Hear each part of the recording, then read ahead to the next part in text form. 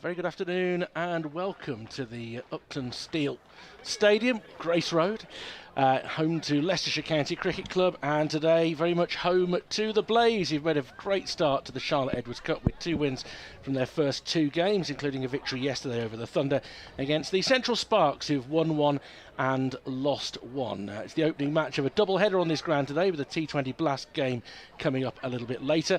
I'm Richard Wilford from BBC Radio WM. Those of you watching on YouTube, the service provided courtesy of the Blaze. Mike Perkins will be here very soon, but alongside me right now is Mel Farrell. Good afternoon to you. What a lovely day. I can't believe you've turned on such a beautiful day for me. I've only been in the country for a few days and I was a little bit worried I was still going to have some winter woolies with me, but it's a beautiful day here. It's an Ashes summer, so we've got to make sure it's a good one, because all our best memories are of sunny Ashes days. And we're providing some good memories in this competition at the moment, which goes from strength to strength. And today we've got 2 really strong-looking lineups. A lot of international cricketers on show today. Yeah, I was actually at Old Trafford yesterday, so that was my first match of the England summer, being over there watching that, and that was certainly a very strong showing from the Blaze side. They had a few wobbles in the chase, though. That looked like it was going to be a pretty easy chase for them when Tammy Beaumont started teeing off and Nat Silverbrunt joined her for a bit, but they lost 4 for 10 at one point and just looked like they were getting a bit of the wobbles, so I'm sure they'd like to rectify that today. But yes, a lot of international experience in both sides, so it should be a very competitive match, we hope. I was watching the stream of the game yesterday, and I think it's fair to say that the Thunder won it in both power plays, because when the Thunder were batting, Grace Ballinger produced a wonderful opening spell, got through 3 of her overs in that power play, was getting a lot of in-swing. We'll see whether she gets that later, because they are going to be batting first, the Blaze. More on that in a moment. But then Tammy Beaumont and Marie Kelly came out, and they were very aggressive in that first 6. They were, especially Tammy Beaumont. She played some outrageous shots. I think she might have struck 8 boundaries all up into 6, and the boundaries were really out as well. In fact, just looking out here, they're big boundaries here today at Grace Road, which I always think looks like one of the bigger grounds. I have no technical official information on that, but it always looks big at Grace Road, so they're certainly out today. As the 2 umpires emerge, the boundaries, I mean, the full width of Grace Road is very, very wide. The straight boundaries are quite short, but it is a very broad field, so I doubt these boundaries are going to be changed for later either, I think, and this is the normal one. It's quite a reasonably central track that we're playing, and just to our left, the umpires today, Jack Shantry, you may remember him particularly in his days playing for Worcestershire, and Rose Duffy is the other. The size difference between the 2 is something else. And out come the Central Sparks into the field. They won the toss today. Captain Eve Jones, as they tend to do, chose to put their opponents in. They prefer to chase. Tammy Beaumont and Marie Kelly come out to the wicket now. And the Blaze are unchanged from the team that beat the Thunder yesterday up at Old Trafford. For the Central Sparks, who lost to the Northern Diamonds by 3 runs at Edgbaston earlier in the week, they make a couple of changes. Katie George, we're told, has a slight injury, so Bethan Ellis comes in for her. And Davina Perrin has missed out really in runs. The youngster, just 16 years of age in the opening couple of games. But another very promising teenager comes in, the leg break bowler Hannah Baker. So I think everybody will be interested to see how she goes today, Mel. Yeah, I'm really interested in seeing some of these players because I haven't seen a lot of them. Of course, I have a lot of the internationals, and some of these players, of course, have played in the WBBL as well. So this is just really exciting for me, just to see some of the new talent coming up with these 3 competitions now, 3 domestic competitions. I think they've actually got it's sorted better now for the women's game in England in the summer than Australia. So wow. Yeah, wow. The first person who put that in my head was having a chat with Charlotte Edwards, of course, who is the provider of the name for this tournament, and we had a discussion about that, and I've thought about it a bit, and she's right, because they kind of play all the way through. Yeah. So it's actually fantastic for the women's game just to see how strong their domestic setup is here now. It's going to be Emily Arlett to take the first over from the pavilion end. And she's in to bowl to Tammy Beaumont, who stabs it up towards mid-on. Scooping it up is Grace Potts, fielding at mid-on. And there's no run. Beaumont, the slightly shorter of the two batsmen, but you look at the international pedigree of the Blaze. Nat Siver-Brunt, slated to come in at 3. Sarah Glenn, terrific all-rounder. Nadine de Klerk, the Bryce sisters as well. Kirsty Gordon. It really is a terrific lineup. It certainly is. Must be one of the favourites for sure. Beaumont approaching down the wicket as Arlott comes in. She produces a bouncer. Jack Chantry will look across to his fellow umpire, and they decide that's okay. It's not going to be given as a no ball on height. A good reaction there to Beaumont using her feet early. I'm actually really excited to see Jack Chantry umpiring. Great to see him. I had a very unusual action. I once heard it described as less an action and more a cry for help. Yeah, it was off the wrong foot. It was the most awkward looking action. It's funny because his brother had a rather smoother one, Adam, who had a spell at Warwickshire. This one's floated up by Arlott, driven up towards mid-off. Decent stop from Eve Jones because that was travelling, and 3 dot balls to start this innings. But I think it's great to see players actually turn around and get into umpiring and just having that knowledge from a player's perspective. So, yeah, it's terrific to see Jack. I know he's working at it for a long time, so it's really good to see a former player like him with that experience. Yeah, particularly players who've been cut short for one reason or another in terms of their career. As Beaumont comes down and strikes this over a wide mid-wicket, could just go all the way. Yeah, I think it's just cleared the rope by about 3 or 4 inches. She's off the mark with a 6. Beautiful, clean strike that was. And these are not short boundaries, 6 without loss. Well, I did comment on the fact that the boundaries were big. I mean, that was just a glorious loft down over deep mid-wicket. Just popped outside the rope, but looks like she's picking up where she left off just yesterday in Manchester. Yeah, she's made a good start. 48 from 31 in the opening game, 38 from 21 in the second game. So she has made the ball travel. And they're going to put a fielder in the deep now at what is kind of cow corner. The other deep fielder is at backward square leg. There are 5 women in a ring on the offside. And short fine leg and mid-on, the other 2 fielders. As Beaumont again is coming down the wicket, it's a floated full toss that she drives up to mid-on. She'll feel she's missed out. There could have been a run had they gone because Grace Potts didn't take it cleanly. But that was a much slower floaty ball. Well, I think Tammy Beaumont gave herself away a little bit there because she came down the pitch so early. It was very clear, signalling what she wanted to do. So a little bit of adjustment there. Yeah, nice bit of cat and mouse between these two. Well, not 25 years of age, but plenty of experience now. Comes in again. And this one's just got a little bit of in-dip towards off-stump. It's driven up towards mid-on again. Now, by and large, she's bowled really well to her field in that first over. The Blaze are 6 without loss after the first. Those of you who are joining the stream for the first time or listening to Charlotte Edwards Cup online through the BBC Cricket homepage, obviously it's a standard 20 overs a side competition, but the quality so far this season has been pretty impressive. And I note that the Central Sparks played a home game earlier in the week at 11 in the morning. Got 1,500 people in for it. A lot of school kids, a lot who wouldn't have seen a game of cricket in the flesh before. They're signing autographs afterwards.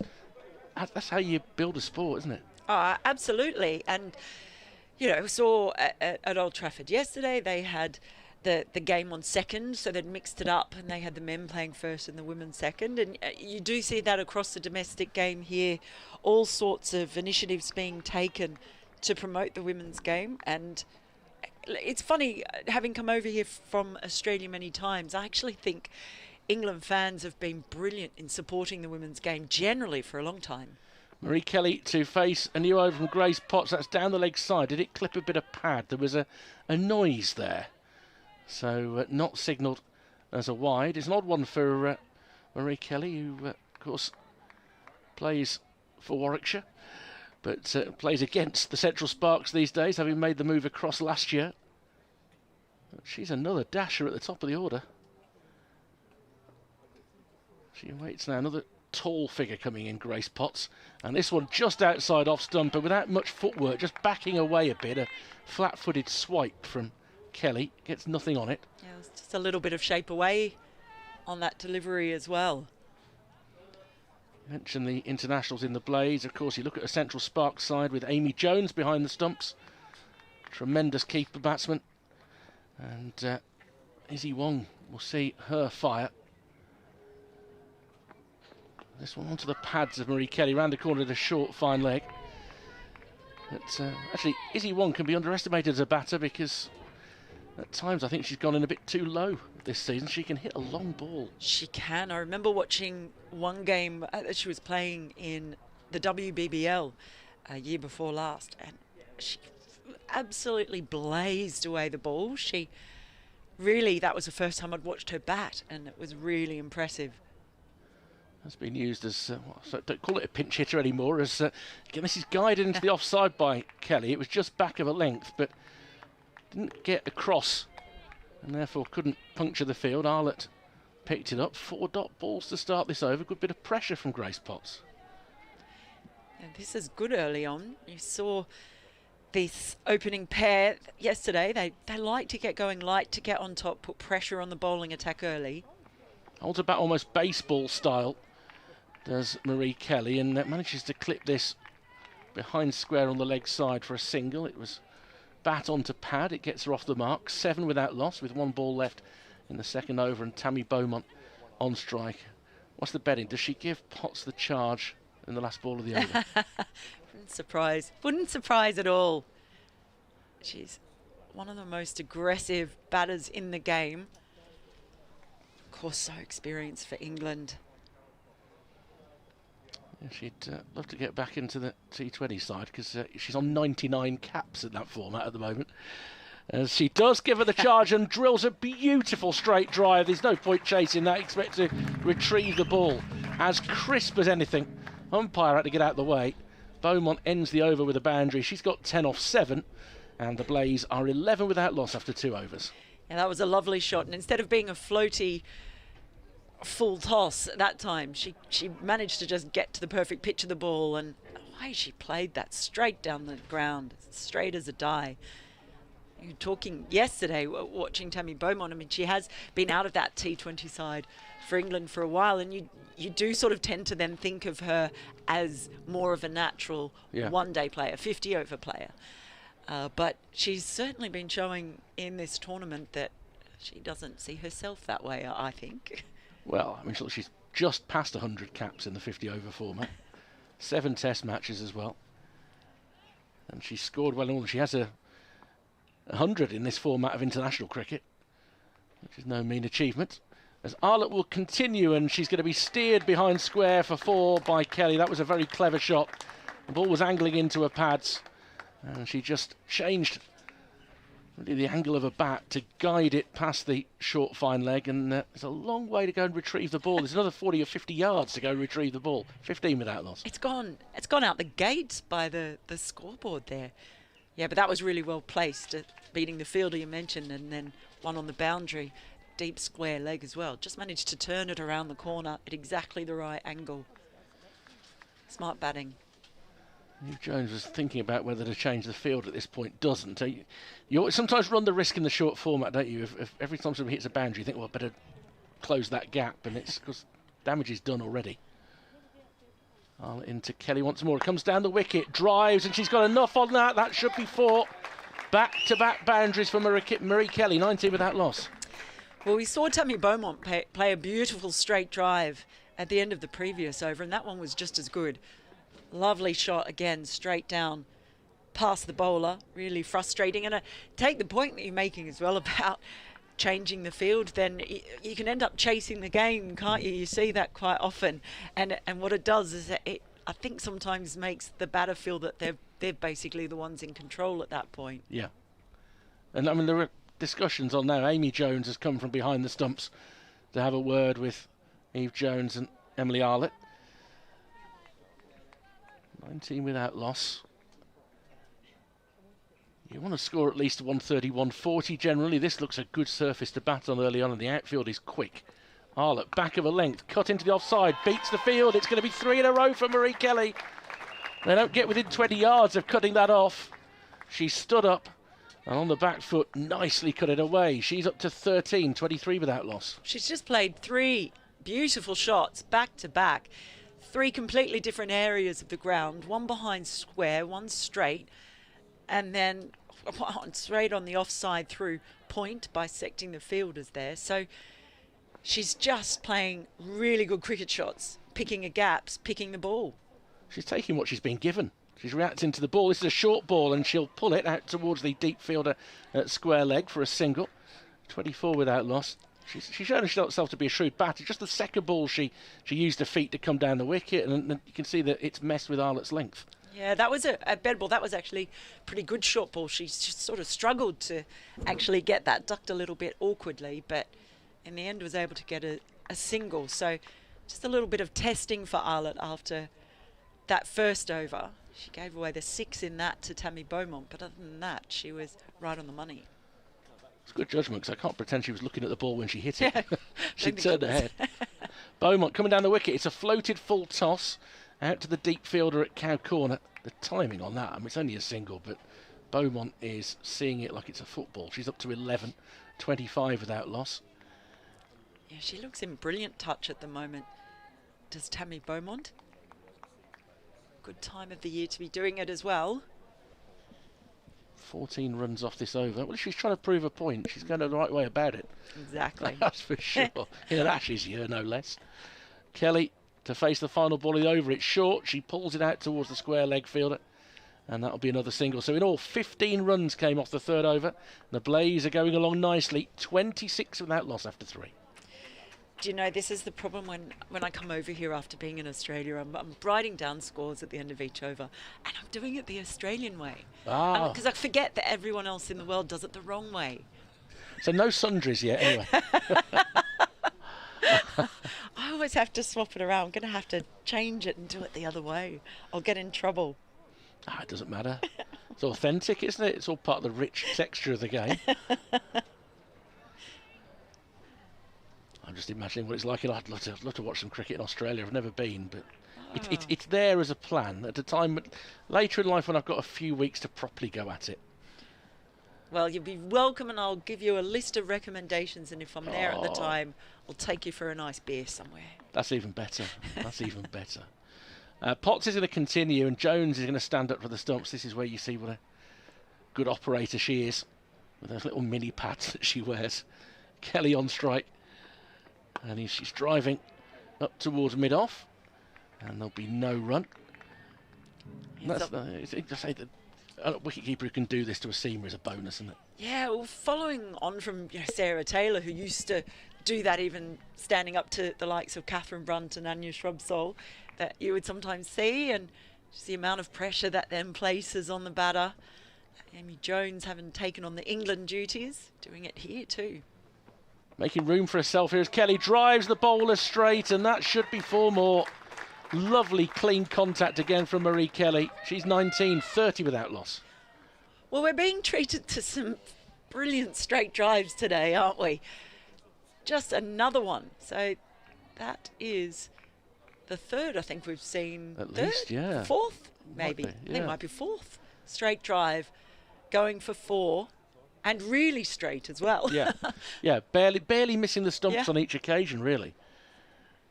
Particularly the 2 that have come off Potts bowling, and she's going to have mid-on drop back to long-on now, and that means that square leg has to come in.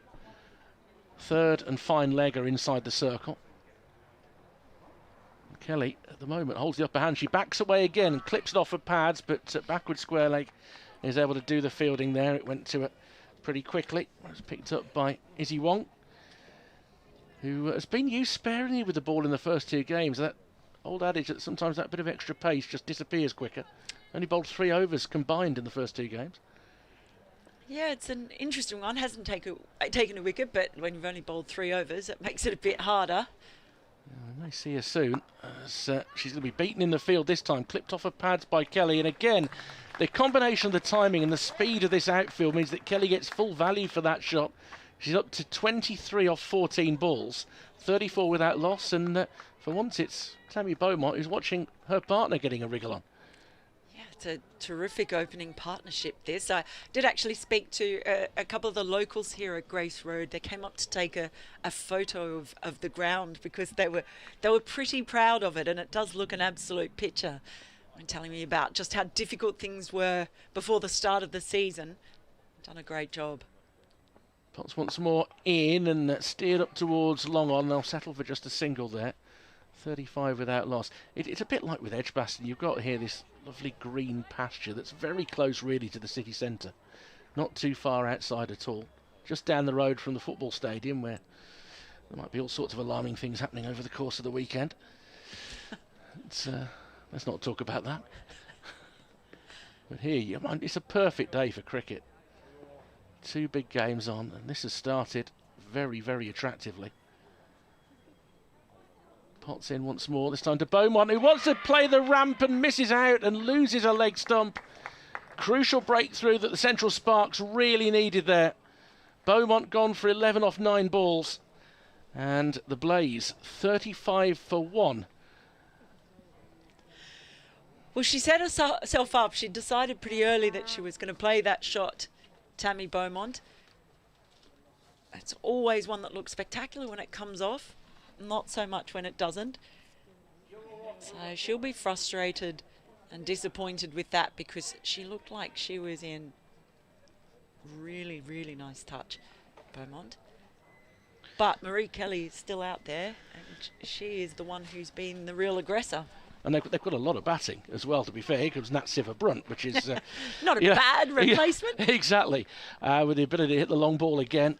Outstanding international cricketer, of course.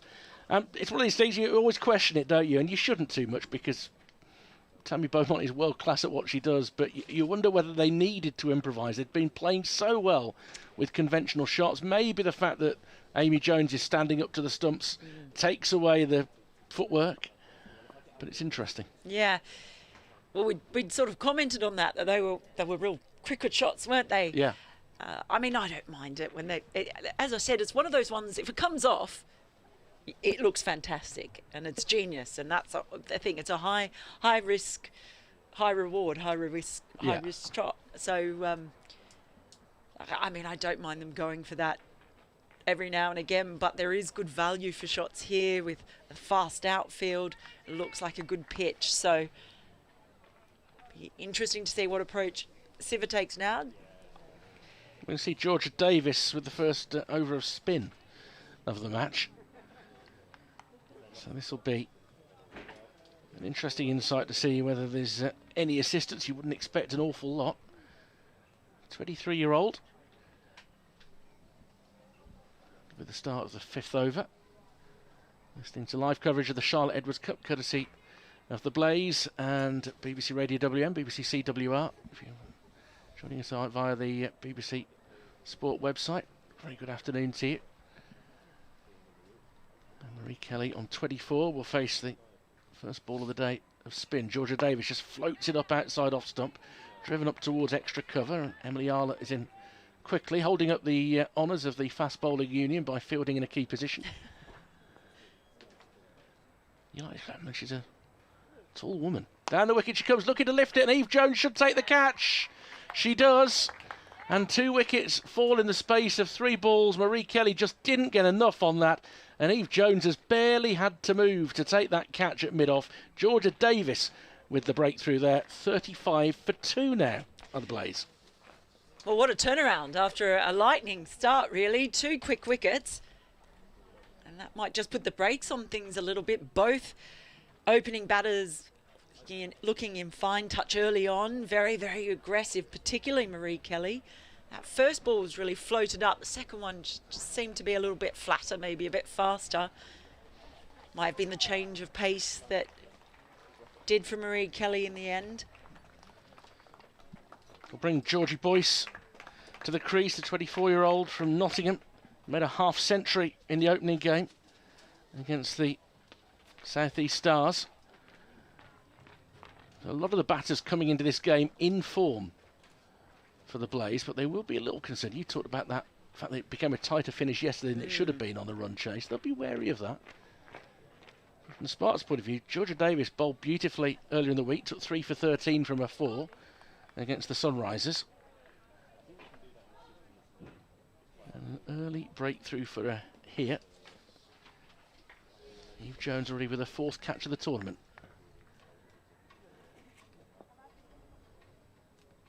She comes in quite sharply for a spinner, but then floats it up. Oh, and that's gone through everything. And it will go down towards the boundary at the far end of the ground, and they're not going to be able to cut that off It looked for all the world like the leg stump of Georgie Boyce was going to be knocked back, but it goes through for 4 byes. Yeah, she's really shaken things up since coming into the attack here. Really impressive. Couldn't believe that had missed everything. I don't think Amy Jones could believe it either. She's getting the ball above the eye line sometimes. This time she pushes through, and that's going to be 5 wide, because that has again beaten Amy Jones. She got that one wrong, and that is expensive. 3 runs, really. And that should take the score to 44 for 2. So suddenly, the Sundries, as we said earlier, have gone from nothing to 9. As you were saying, she can float the ball up, but then she sort of darts that one in. And that occasion she tried to, but just a bit wayward. More conventional ball this time, and Boyce very cleverly just angles the bat to guide it down towards third. Chase is on. They should come back for a couple. Bethan Ellis was able to run it down. Yeah, just very cautious, played that one a long way in front. Made sure of it. This over, it's been eventful so far.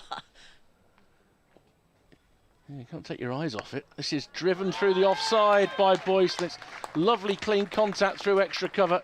It'll tease the fielder, but it'll go for 4 just next to the old scoreboard here. And they've reacted very quickly to bring the 50 up in the 5th over, so going at just above 10 and over. Boyce on 6. Yeah, she floated that one up again, but just a little bit too much width outside off stump. And it was beautifully driven. This has been an expensive over in the end. That's the extraordinary thing, having taken a wicket second ball. And this is played rather more deferentially out into the offside, so we're 5 overs through. The Blaze are 50 for 2. 2 openers gone, Beaumont and Kelly, but a good reaction since. Melly's going to be joined next by Mike Perkins.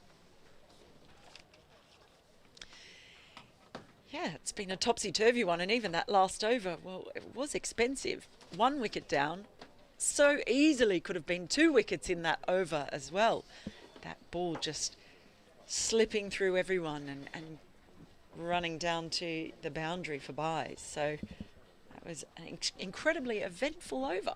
I would say every over in this match has been fairly eventful. Tammy Beaumont with a 6 in the first one. Then she was looking as if the second over was going to go in the direction of the fielding side, but Tammy Beaumont hits a 4 off the last ball and salvages that one. She then there's the 3 successive 4s from Marie Kelly. The 4th over sees Tammy Beaumont out of the last ball as Wong comes into the attack and bowls to Siva Brunt, who's driving up to mid-on. 50 for 2. The score remains. That was the score after the 5 overs, the first 5 overs of this game, and of course power still to add in the power play.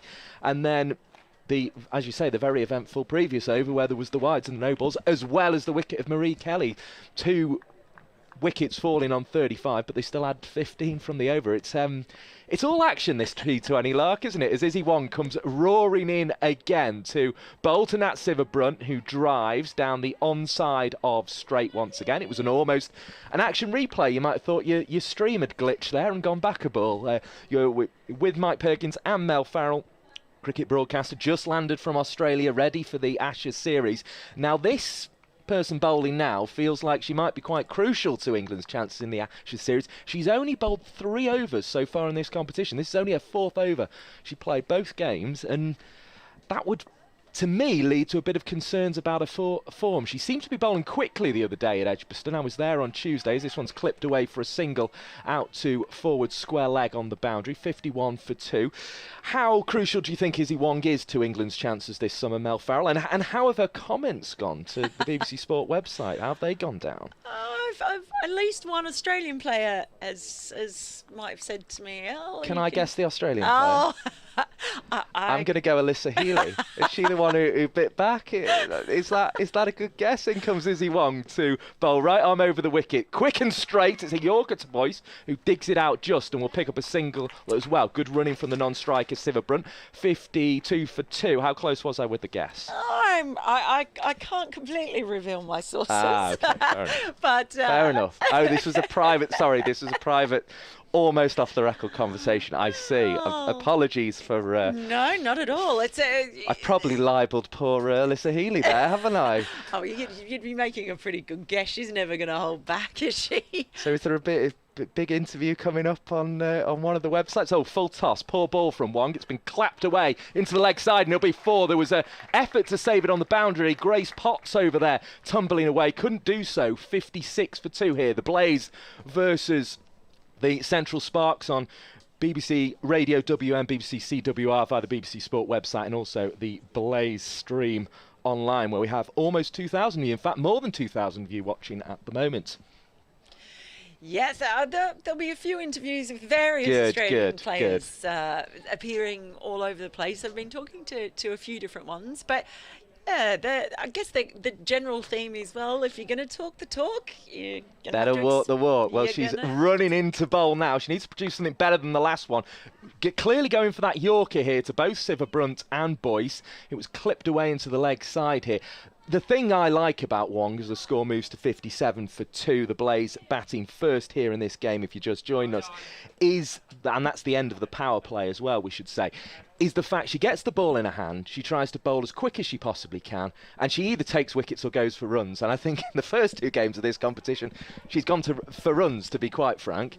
But it's exciting to see somebody do that and just basically want to knock stumps over and occasionally hit batters as well. Well, I mean, the thing with Izzy Wong is that she's come in and she's had success here. She came out to Australia, played in the Women's Big Bash in Australia and made a really good fist of that. And then, of course, the Women's Premier League, where Charlotte Edwards took a not a punt, but she showed a lot of faith, I guess you could say, yes, in Izzy Wong, in taking her over there to Mumbai Indians, and very successfully so. So she's one of the young England players coming through that don't have as much fear, I guess, or as baggage. Here's Erin Burns, another Australian, the overseas player for the Sparks, into the attack, and it's hit down the offside, and there will be no run on this occasion. A dot ball, which almost seems a rarity in this innings.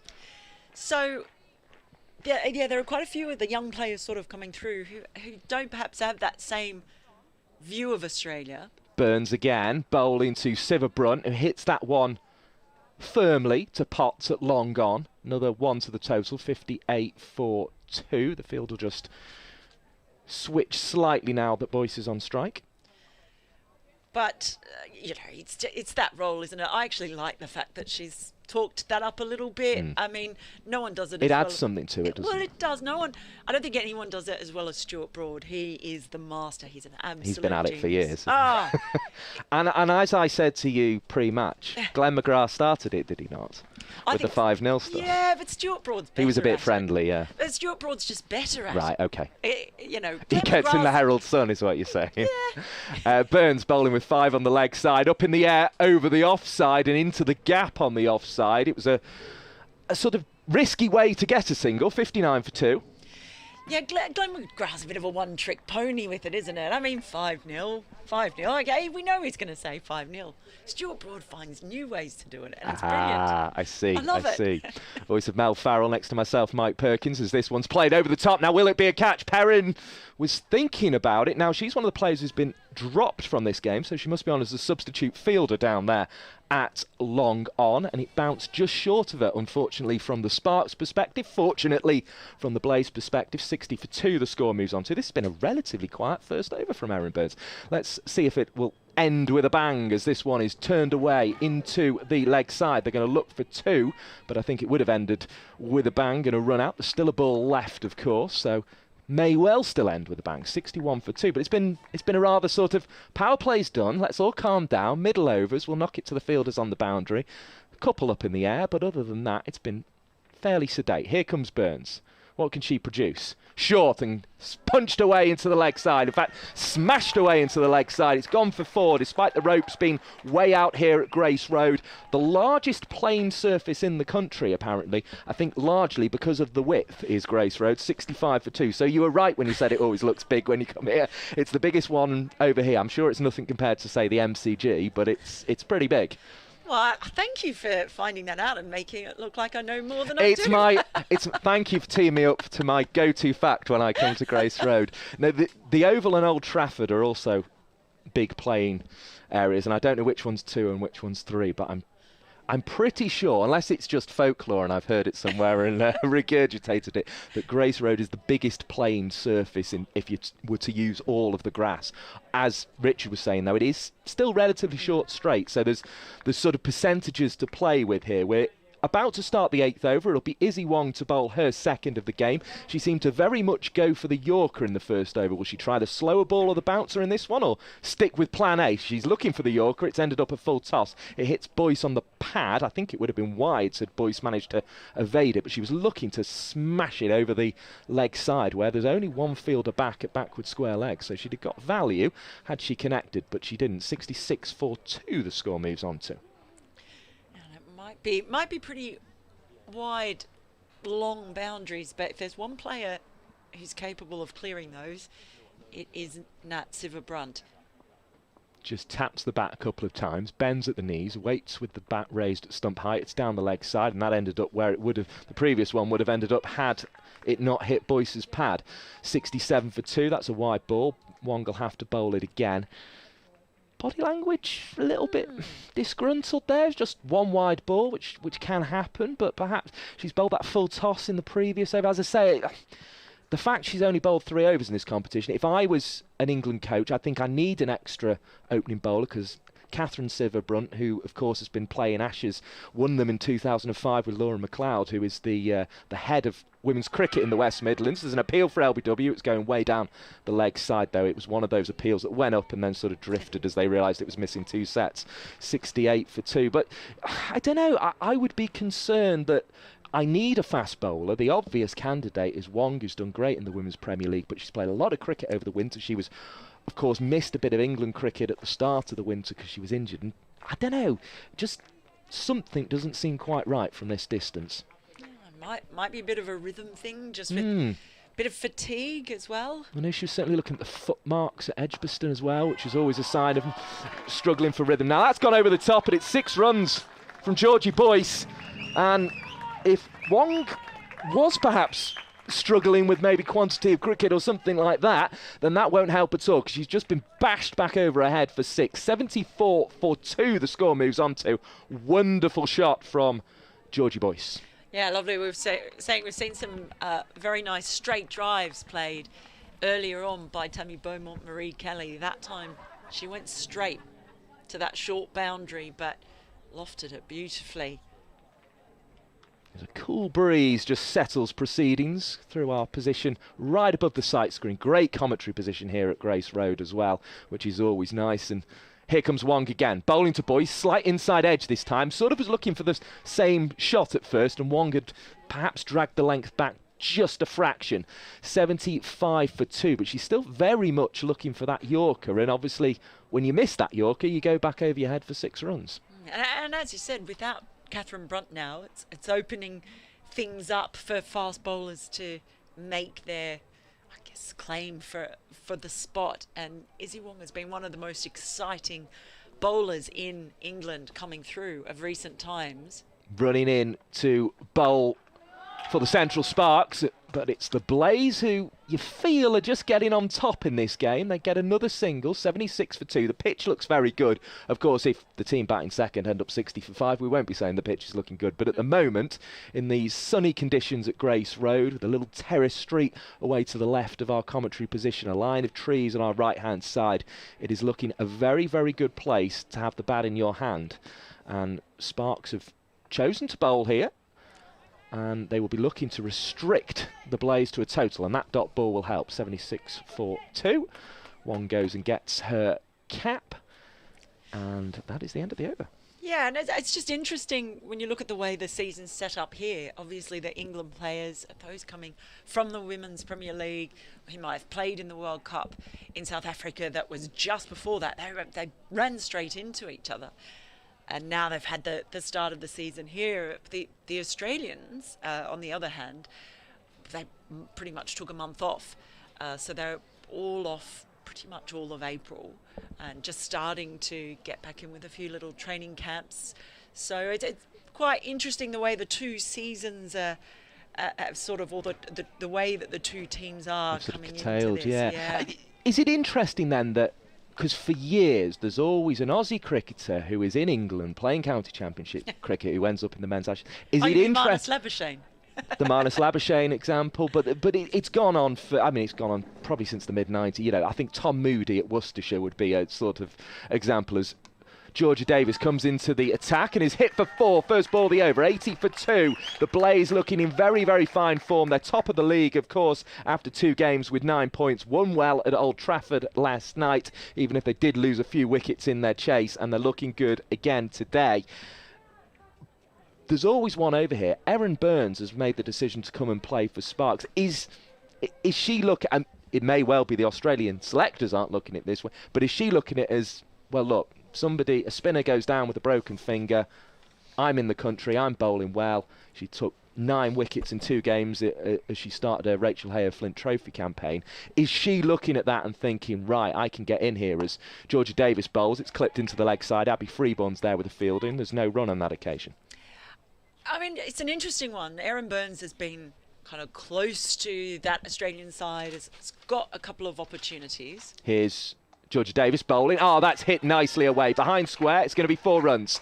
84 for 2. And that's the second boundary of the over. Yeah, Erin Burns has, I wrote it down the other day, we're going to have to go back to Tuesday here, but she has played, what, 5? I've got T20s and a one-day international. Yeah, 34 years of age. She's been brought into that, but she's really highly regarded. Another one, non-international at the time, who was called into the Women's Premier League as well. One of the most experienced players on the Australian domestic scene, has been invaluable for the Sydney Sixers, which is why she got a WPL call-up. Well, I was going to ask you that. Is that why she's so highly regarded, and does that show the strength of the Australian domestic setup? Here's Georgia Davis to bowl before we get the answer from Mel Farrell, who's a cricket broadcaster just landed from Australia. I think it's just everything she brings, because it's an all-round package. She's incredibly handy, off-spinner, of course, aggressive batter, gun fielder. Here's Davis bowling. Now this one's up in the air. Has it cleared the ring? It has cleared the ring. It'll bounce once, but it won't get to the boundary. Good bit of chasing, actually, by the captain, Eve Jones. Perrin is there with the fielding as well, who's been on for a long time, so I'm just going to double-check. She is definitely a sub. We were told she was not playing in this game, but the most important thing is there have been a couple of runs added to the total. 86 for 2 is the score on the lovely scoreboard on the far side at Grace Road. Davis again waits at the back of a run, spins the ball in a traditional fashion before embarking into the crease and gets clipped away into the leg side. There's applause there for Siva Brunt, so much so that I checked that she wasn't already at a milestone, but it was just for that clipped single that brings the over to an end. It is the end of the 9th, and the score is 87 for 2 if you just join us on the Blaze Cricket YouTube stream, as well as on the BBC Sport website. Yeah, but just talking about Erin Burns, so she is valued for the complete package that she brings around, as well as her experience. As you say, 34 years old, but she's been a mainstay of the Sixers, also for the Hurricanes. But you look here, she's played for Phoenix, she's played for Originals, she's played in the WPL. I was going to say, she even has a contract there, doesn't she? Yeah, I think she's an example of the changing face of the women's game, where her career may have been over by this stage if you went back sort of 7 or 8 years. But now there are so many more opportunities around the world, and it's enabling someone like her, who's still at the top of her game, to be able to make a living. New over starts with a floated leg spinner from Hannah Baker, which is driven up to mid-off, where it finds the captain, Eve Jones. There's no run on offer. But I think that there'd have to be a few injuries, or things would have to go wrong. Another one thrown up, and Siva Brunt's gone over the top, and that's class. That's why she's been brought to the Blaze. Has it gone all the way? It has. 6 runs. 93 for 2, and by some distance in the end, actually. I don't know why I hesitated there, because that nearly landed on the groundsman's cover. 93 for 2. Great shot from Siva Brunt. Just classy flowing bat. Absolutely glorious shot over wide mid-off for 6, and to be able to play that shot anywhere on that sort of mid-off extra cover area. It's wonderful. Probably my favourite stroke, I think. She played it beautifully. Sparks got 2 wickets, having chosen to field here, and they will concede another single there. 94 for 2. It was pulled into the leg side. The batters out Beaumont for 11 and Marie Kelly for 24 off 17. It was a impressive knock that included 3 fours in successive deliveries. There's a little appeal for caught behind by Amy Jones, and no interest from the umpire, just a dot ball. As in comes Barker again, outside the off stump, cut away. There will be 1 on offer. Wong out there with the fielding, 95 for 2.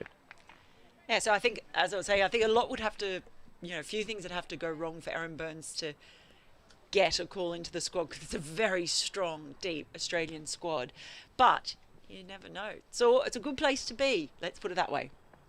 Baker throws it up, hit slightly off the toe of Siva Brunt's bat, not as cleanly struck as the 6 earlier in the over where she was advancing down the track, but she might have felt she should have got 4 for that. 95 for 2 is the score at the end of the 10th over. You're with Mike Perkins and Mel Farrell.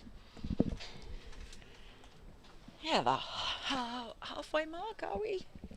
Halfway in the innings, and gee, tell you what, they say double that and add 20. Wow, we could be on for a big one. That is largely because of a few very aggressive innings. Siva out there looks absolutely superb, and she's been very well supported by Georgie Boyce as well.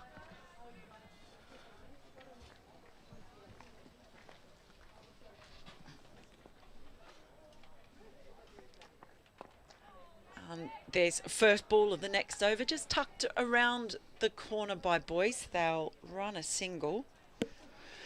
Well, I'll look back into the attack, because Central Sparks at the moment might have a slight issue with their bowling. If Grace Potts isn't going to be able to come back, having gone off the field after bowling 2 overs earlier, Davina Perrin out there, they're going to be light of a couple of overs of seam potentially. Yeah, Arlott, it's a little bit expensive early on, just a 6 in a first over. A6. There's movement early. Again, just trying to scoop the ball. Moved outside off stump. Did Nat Silverbrunt. She plays that shot really well when she gets it right. But on this occasion, unable to get that away. We saw, of course, Tammy Beaumont trying to play that shot earlier, and similar thing, didn't go so well. Arlott once again running in. That's shortish and outside the off stump, and absolutely slapped away, pounded away past the fielder at extra cover, and that is 4 runs. So any width on offer here, I think it's going to be punished. Yep, and the 100 comes up as well after 63 balls, so Siva Brunt has just looked imperious, and it's there's lots of power about it, but it's 360-degree hitting as well. So hard to set a field when she's the batter. She's on strike again as Arlott comes in, and she goes for that little scoop. There is a fielder at 45 on the ring, but she gets it past her, and that runs away for another 4 runs. So Siva Brunt is not done yet. She has taken them past 100. And at the moment, if they keep going at this rate, we might see a double. Well, they've got to be thinking 180 to 200 here, haven't they? And it doesn't always happen in the Charlotte Edwards Cup that a team manages to double it, because they bat deep, the Blaze, as well. Central Sparks have got problems here. They're sending short fine leg down to long leg now, so Perrin has to come on at mid-on. Does she go over the top now? She's in Arlott bowls, and that is pulled hard, but goes straight down to the fielder running in from deep mid-wicket. So they just get the single on that occasion. Yeah, it's funny, they got off to such a racing start, and then 2 wickets straight away, and you wondered if that might slow things down a bit. But the pair who are in here now, Boyce and Siva Brunt, they took their time to get in a little bit, made sure they were set, and now absolutely blazing away. That one is just clipped down towards deep mid-wicket. They'll get the single, bring Siva Brunt back on strike. And that is the end of the over. 106 for 2 now, with Siva Brunt 40 off 25 and Boyce 19 off 15. So yeah, this duo have added 71 off just 40 deliveries. So they're going along at a massive rate. The overall run rate at this point is beyond 9.5. And we're going to see Erin Burns return, but it's not easy. There are not a lot of options out there for Eve Jones at the moment. Everybody has taken a significant amount of tap. well, when you've got a pair set like this on fire, Erin Burns is going to need all of her experience to put the brakes on. She comes in over the wicket, floats it up. It's a full toss, and that is just pulled across the line firmly by Siva Brunt. Is another boundary. So they're saving their legs at the moment, not having to do a lot of running. No, I mean, like, that's a full bunger onto the pads. It's going to be dispatched. How do you feel? You've watched so much women's cricket, international women's cricket. How do you feel about bowlers in caps? Because I still find it hard. I still find it difficult. Oh, no, I love bowlers in caps. Lisa Sthalekar was one who always wore a cap. Erin Burns is continuing on with that fine tradition. I mean, it keeps the hair out of the way, I'll grant her that. Yeah. No, I like it. Burns in again over the wickets, flatter, outside off stump and full, and just punch down the ground to the fielder running around from long off. So they get a single. I like that. I was in the Caribbean recently for a month, and I saw a bowler bowling in a floppy hat. Oh. How about that? Bowling off spin, I think it was, in a floppy hat. Burns in, and that's full outside off stump, just dug out there. Another boundary coming again, thick and fast to Siva Brunt. Doesn't matter where they bowl at the moment, she's got a shot to answer whatever question it is. That's too good. That's just too good, because there's not a lot of gap there in the field, but she's hitting the ball so cleanly and placing it so well. I don't know how you set a field for it. If she's going to be in this sort of form, and it's a flat surface, the ball's coming onto the bat, very, very hard to see how to slow her down. Well, she just raises a hand there as Burns was coming in, just pulled out of that shot. So a little bit of a distraction, and we'll go again. See how Burns responds. And this time down on one knee, slaps that one over the field, down, trickles over the boundary rope at deep mid-wicket, and another boundary. Doesn't matter, as I said, doesn't matter where they bowl at the moment. We've seen about 20 different shots played by Siva Brunt so far in this innings, and quite a few of them have gone for 4. I mean, my daughter's doing the GCSEs at the moment. It'd be very useful maths-wise to read angles the way that Nat Siva Brunt does. Because if you've got 2 fielders on the fence, 45 yards apart, she's putting it 22 yards away from each of them. So Burns, she's coming around the wicket now, angling the ball in, and that is driven straight down to the fielder at long on. Bit of a dive, managed to save the boundary, but that's about it. That brings up the 50 for Nat Siva Brunt off just 28 balls. She has been absolutely magnificent today. She has the game, she has the ball on a string right now. That's clinical, isn't it? Cleanliness of the striking, the placement of the ball. She's in the mood. Burns continuing around the wicket. It's another full toss. Siva Brunt unable to get this one away. Straight to the fielder at mid-on. And the great thing about that, as the over finishes, is she's so annoyed then that she didn't get a run. She just tossed her head back and swung a bat in frustration.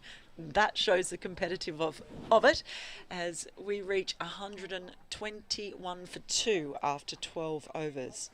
Izzy Wong's had come back into the attack. I was in the box next door watching her first couple of overs, and I know she's having a tough summer so far. Just looks to me a bit like her shoulders taking over a bit, because she's got such a wonderful, smooth run-up. And she's still got plenty of pace, but there's so much effort coming through her shoulder. And we've seen quite a few pushed down into the pads and beyond so far. It's Wong coming in now to Boyce. It's outside the off stump. That is carved away through the covers. Glorious shot from Boyce, who doesn't want Nat Sciver-Brunt to have all the fun. She moves to 28 off 18 and more punishment for Wong now. She trudges back. In back of a length outside off stump, it's in Georgie Boyce's hitting arc, isn't it? She can free up her arms. There's only one boundary fielder covering an extraordinary amount of ground out on the offside. There are 4 in the ring. And if she's going to bowl a line outside off stump, then the balance probably needs to be a little bit different in terms of where the field is set. Wong in against once more, bowls outside off stump again, and this time Boyce leans back and just carves it behind point. That's another 4 runs. You can understand in some ways with the boundary square being so wide that you'd be thinking, well, you don't want them hitting straight down the ground because they're so much shorter that way. And we saw some wonderful drives straight down the ground that got the boundaries as well. But with the way this outfield is, that any width is a gift. Well, it's lightning, isn't it? It's absolutely lightning. If it goes through the inner ring, we haven't seen anybody chase the ball down yet. Yeah, good point. Wong in again once more over the wicket, floats it, and it's a full toss, and she's got the wicket. Well, almost thought that might be getting close to waist high on Boyce. It just floated up that ball, maybe just wasn't expecting that. Took an almighty heave, and that is the 3rd wicket coming. The first for Izzy Wong in the Charlotte Edwards Cup this season. So some joy for her after getting a little bit of tap earlier, but Boyce goes for 32. It's been a terrific partnership between her and Sciver-Brunt. Yeah, that did 94 in 49 balls. I mean, that is exceptional. You're looking at nearly 12 runs and over for that partnership. Catherine Bryce comes in, so we're not going to see anything slow down. Another batter who can score at a phenomenal rate. But that was a slower, fuller ball, and it's dipped dramatically. It's a bit years ago, the sort of delivery that Franklin Stevenson used to bowl. And he was a massive man at 6'5", but he used to bowl a slower ball that batsmen thought was going to hit the neck high on the full, and it would dip down and hit the foot of the stumps. Well, that's why I said it. It looked like it was heading towards the waist and being close to a no ball, but just at the last second, I wonder how deliberate that was. I think it might have been. Given that it was a much slower ball as well, she must feel that she's going to get that bit of dip on it. Sort of thing that baseball pitchers are so good at executing, where they pitch and it looks like it's going to go out above the top of the strike zone and it dips down. 129 for 3 now as Wong comes into Bryce, and that is also a wide delivery that's just bunted away behind point by Bryce. They're running hard. They'll come back for 2. Amy Jones was a long way from the stumps, so they got back there nice and easily in the end. So Bryce off the mark with a couple of runs. I don't know about you, Melinda. I think when the partnership reaches 94, if a bowler does something different to try and create a wicket, I'm always going to give them the credit. Yeah. So we'll say it's deliberate. We'll say it's definitely deliberate. Well, I think it was deliberately slow and full. Yeah. I just wasn't sure if quite that full. As Wong comes in again, drags it down this time, and I'll just get the single as the ball goes out to the deep point boundary. I mean, whatever happens next, it's going to be a big score. It's going to be a big target, but you can see that there are runs to be had. There's not a lot of help for the bowlers. Yeah, it's definitely a batter's day here at Grace Road. Sun's shining, quite a few white fluffy clouds around. I like to call them Simpsons clouds, like you get at the start of The Simpsons. Very white, very fluffy, bits of blue just coming through the clouds as well. Sun shining down as Izzy Wong runs in. Sciver-Brunt, it's a full ball, slower again, but she just manages to trickle that one onto the leg side, and they run well for a single. So that is the end of the over. Yes, it is. End of the 13th over. 133 for 3 now. So that has been a successful over, at least in breaking up the partnership and sending Boyce back. She was the wicket to fall in that previous over by Issy Wong. But at the moment, it is hard work for the bowling and fielding side out there. I would say this. If Nat Siver-Brunt is still there in the final over, this is going to be a 200. I'm with you. Well, they're on for it. After 10 overs, 95 for 2. Great challenge for the youngster Hannah Baker coming back on here, though, against Siver-Brunt. Wow. So Baker it is. And Siver-Brunt leaps back and cuts away. There's a fielder diving a backward point, but the ball's past her. Another 4 runs. Did that go past her on the full? Was that a miscue? Or did she hit it into the ground? Let's have a look at the pictures on the feed. Welcome aboard if you're following us via the Blaze feed. Welcome to if you're via the BBC Cricket home page. Yeah, she thought she was gone then. She scooped that off the lower part of the bat and it's just floated over the top of the fielder. That's really frustrating for the Sparks. Beth Ellis was unable to reach it.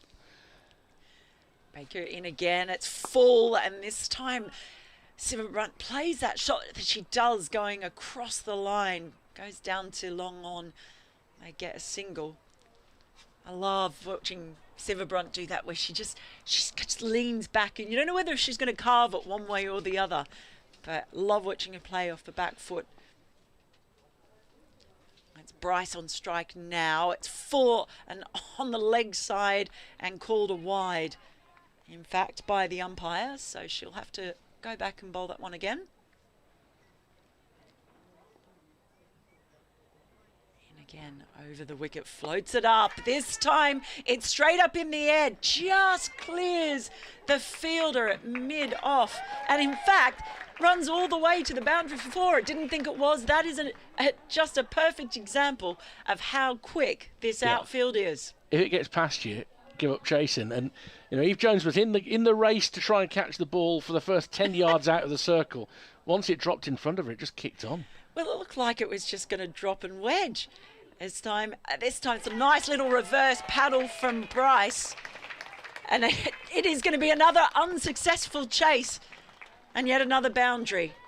Hard work for the fielders. So, yeah, catch it or... Yeah. That's it. The only time the ball has gone beyond a fielder and it's not gone for a boundary was that very, very high shot that sort of bounced and stopped.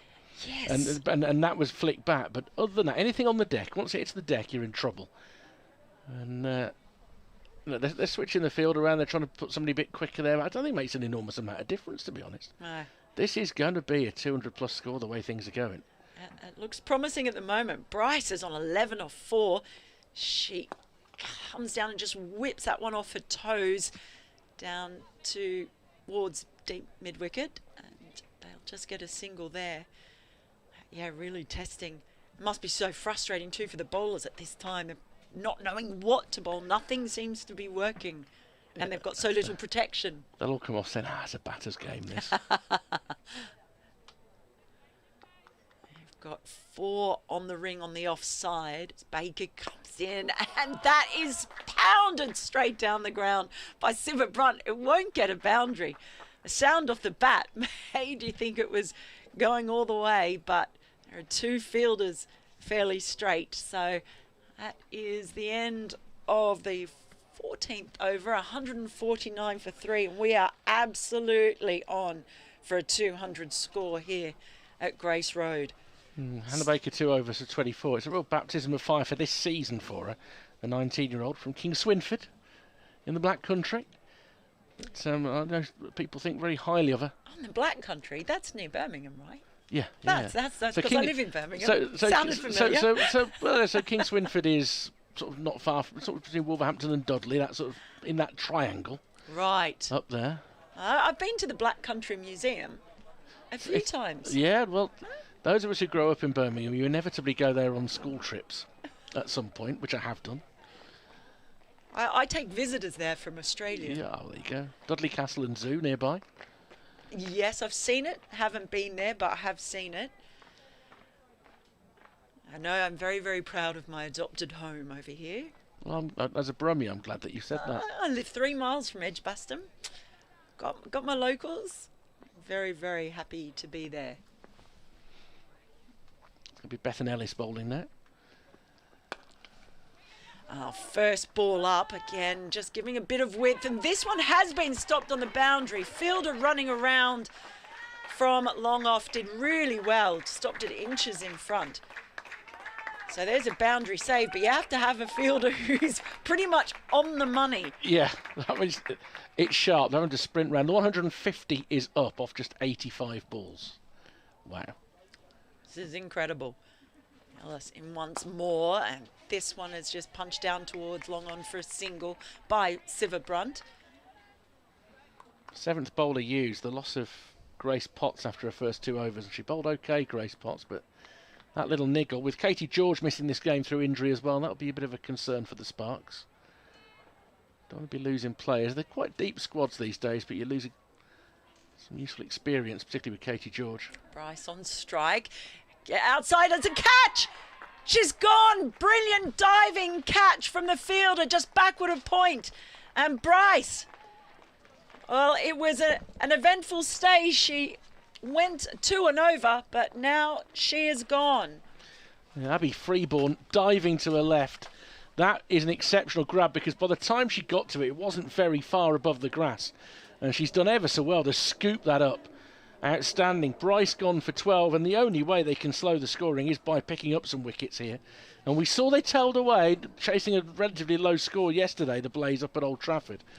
So, useful wicket for Bethan Ellis, making her first appearance of the season, but thanks to a terrific catch from Abby Freeborn. Yeah, she did really well. Sarah Glenn walks out to the middle. Sarah Glenn, who really shepherded them home last night in that match at Old Trafford when they lost a few wickets. She was the one who just had a steady head there at the end, helped get them home after they'd lost a cluster of wickets. Now finds herself coming out. Nice position to come out, isn't it? When you're 152 for 4, you've got Nat Siverbrunt at the other end on 60 from 35. And still with Nadine de Klerk and Sarah Bryce back in the pavilion. So they've got power to add with 5.5 overs to go. Well, stay with us wherever you're watching and listening from as we bring you the action from Grace Road, because there's plenty of it. Ellis in. It's outside the off stump and pitched up. Glenn unable to get that one away. There's a run there. There's a run there. That's, you know, let's get, you want to get Nat Siverbrunt on strike for as many deliveries as you possibly can. And Freeborn was never going to get there and throw the stumps down before they got through for a single. Well, strike again. This time the ball is full and on the money. And Glenn was actually a little bit off balance as she played that shot. Straight back to the bowler. So a couple of dot balls. And that's what they desperately need to do. Just slow things up and try and create a little bit of frustration. Yeah, that's a nicely disguised slower ball. Very full, almost Yorker length. Ellis in once more. This time it's wide and shorter. Slapped away square on the offside by Glenn. So she gets off the mark with a single, but it is the last ball of the over. So she's effectively, in the end, starved Siverbrunt of the strike. 153 for 4 it is after 15 overs. So have a little break. Okay. 5 to go. 153 for 4. 200 is on the agenda here for the Blaze, who scored 161 to chase down a target against the South East Stars at Beckenham in their opening game. Chased a rather modest score of 118, but not without a bit of a wobble to win by 3 wickets at Old Trafford yesterday. Today, they're going through all their shots here. And it'll be Sarah Glenn on strike. Erin Burns to bowl again with the cap on the press box end. And trying to cut it behind square. The fielder at third dives nicely to her left there, Ellis, to keep them down to 1, but that'll get Siverbrunt on strike. Ellis 1 for 4 in that first over that she's bowled. If she can give Eve Jones another over or two before the end at that We struggle to go just 4 and over, but it would be a real bonus. Mike Perkins back alongside me. It's been lively, isn't it? It's been all action, as I was going to start with exactly that. It's it's been a busy innings, let's put it that way. It's been a busy innings indeed. It's been really good cricket. The quality of the shots, the placement of the ball. She's going to come round the wicket here, right arm round, even though it's a right-handed bat. And Siva Brunt has a big launch at that. There's an appeal for leg before. I think it would have pitched outside leg stump in truth, so I don't think there was a lot of merit to the appeal. And they'll come through for a leg bite. I think off spin around the wicket to a right-hander is always asking for trouble, because you're either bowling into the arc or you're pitching outside. You sort of, you if you're going to pitch in line, it's going to turn down, if that makes sense. I always think it's a strange way to go, but there we go. We're already seeing a bit of it in the blast as well this year. She's back over the wicket for Glenn, wraps her on the pad, and it goes nowhere really, just rolls back down, and Erin Burns, Australian all-rounder, scampers in to pick it up. But yeah, 100 up, third ball of the 11th, 150 up in the 15th. Floats it up, lifted high and straight by Glenn. Should only be a single up to Long On, who does a good job of getting the ball airborne nice and early. They come through for 156 for 4. And you get the feeling, with Glenn having taken 6 balls for a 3 since coming on, that Siva Brunt is going to do something brutal in these last 2 deliveries. Burns in, flat ball, reverse sweep 4, beautiful. The execution is so good there. It wasn't that she showed it in advance either, she got down so quickly. When she went for it, I thought, I'm not sure a reverse sweep can be brutal, but it was brutal. It was just the ruthlessness of it. It was like, right, I know where my gap is, and it doesn't matter where you bowl this ball, I'm still going to hit the gap at backward point. It just doesn't matter where it goes. And it's past the short third before she's got a chance to react to it. Final ball of the over, 160 for 4. She's looking to launch. This may carry towards the fielder who's coming in and dives past the ball. And going to come through for 2. Is that Davina Perrin, the substitute fielder out there? It looks like to me like she's got absolutely nothing on that in the end. Through her hands. Siva Brunt to 66, 162 for 4 with 4 overs to go. The 200 is still on. It was one of those where it was a great effort to get there, but having got there, you'd be disappointed not to even stick a paw on it. And yeah, it's a tough moment for the 16-year-old really, because wickets is the only thing that's gonna slow this down from the Sparks perspective. They've put the blaze in. They've clearly gone, this is a good track. We want to know what we're getting on it. We want to chase hard on it. But I think this game is threatening to get away from it. I was saying that Claire Jenkins, who I was commentating with on Tuesday, her theory was you double at halfway, and then add 20 to it. So 95 plus your 20 is 210, sort of, if you're setting yourself as par at halfway. Well, they could get there if Siva Brunt's there till the end. Glenn will be facing the start of a new over. Oh, and that's really unlucky for Bethan Ellis. Has that taken a slight nick? It has. And with the wicketkeeper Amy Jones standing up, it just squeezes past her and goes for 4. That's absolutely luckless for Bethan Ellis. He bowled so well in her first over with an extra option desperately needed with the injury to Grace Potts earlier. Which is why Davina Perrin's had a lot to deal with today, and that she's been left out of the side after playing in the first 2 matches. And now she comes onto field. As this is clipped up towards mid-off, quickly getting the ball thrown in there is Izzy Wong, and that wasn't far away, and it would have been tight for Sarah Glenn if that hits the stump. She comes through for a single, 167 for 4, with 22 balls left. Listen to this via the BBC Sport pages, the cricket pages, and of course the feed, courtesy of the Blaze on YouTube. I've heard Mel Farrell, Mike Perkins alongside myself, Richard Wilford, and we're watching some brilliant cricket. Siva Brunt is lining this up and launches it over square leg, and that's 1 bounce and then over the rope for 4. She lined herself up outside off stump. She was always going down on 1 knee, and she's on 70, and I think we know what she's got in her mind here. There's 21 balls left in this innings. She's on 70. It's not beyond the realms of possibility that we could see an individual 3-figure score here. Lots of Ashes chat with Mel for obvious reasons, having just landed off the plane from Australia to her second home in Birmingham. one thing is for sure before the Ashes, Nat Sciver-Brunt is in all action, all rounder form, and is going to be a player that England can rely on in all formats, I think, but particularly the T20 format based on the evidence of today. Those people who've chosen to come to this fixture as part of this double-header today are being richly rewarded by Sciver-Brunt, who is driving straight, and that's a lovely one-handed stop in a follow-through. That's a lovely piece of fielding by Bethan Ellis. Would have been a couple up towards long on or long off because they would have had a bit of ground to make. Now, you cover a lot of the county stuff. You'll be bringing the game later, of course, with the Birmingham Bears. Are they priming the ground? Is that the feeling? Because certainly on the women's side. Outside off stump, reaching. She's come far enough across that the umpire, Jack Chantry, doesn't give her wide. The feeling is, amongst a lot of people who watch a lot of women's cricket, is that they're priming the ground to if the 100 does go, as there's been some talk of, to go counties match to a regional team. Is that the feeling on the county side? Because it appears, certainly with the way it was at Old Trafford last night. This is well wide outside off stump, and that is a reverse paddle for 4 by Sciver-Brunt. Great improvisation there. She's to 74, 175 for 4 is the score. Are you talking about the women's side of the game or the men's side? Well, of the what game? I'm talking about is there's all this talk of the 100 might go at some point, having only just come in, which would seem extraordinary.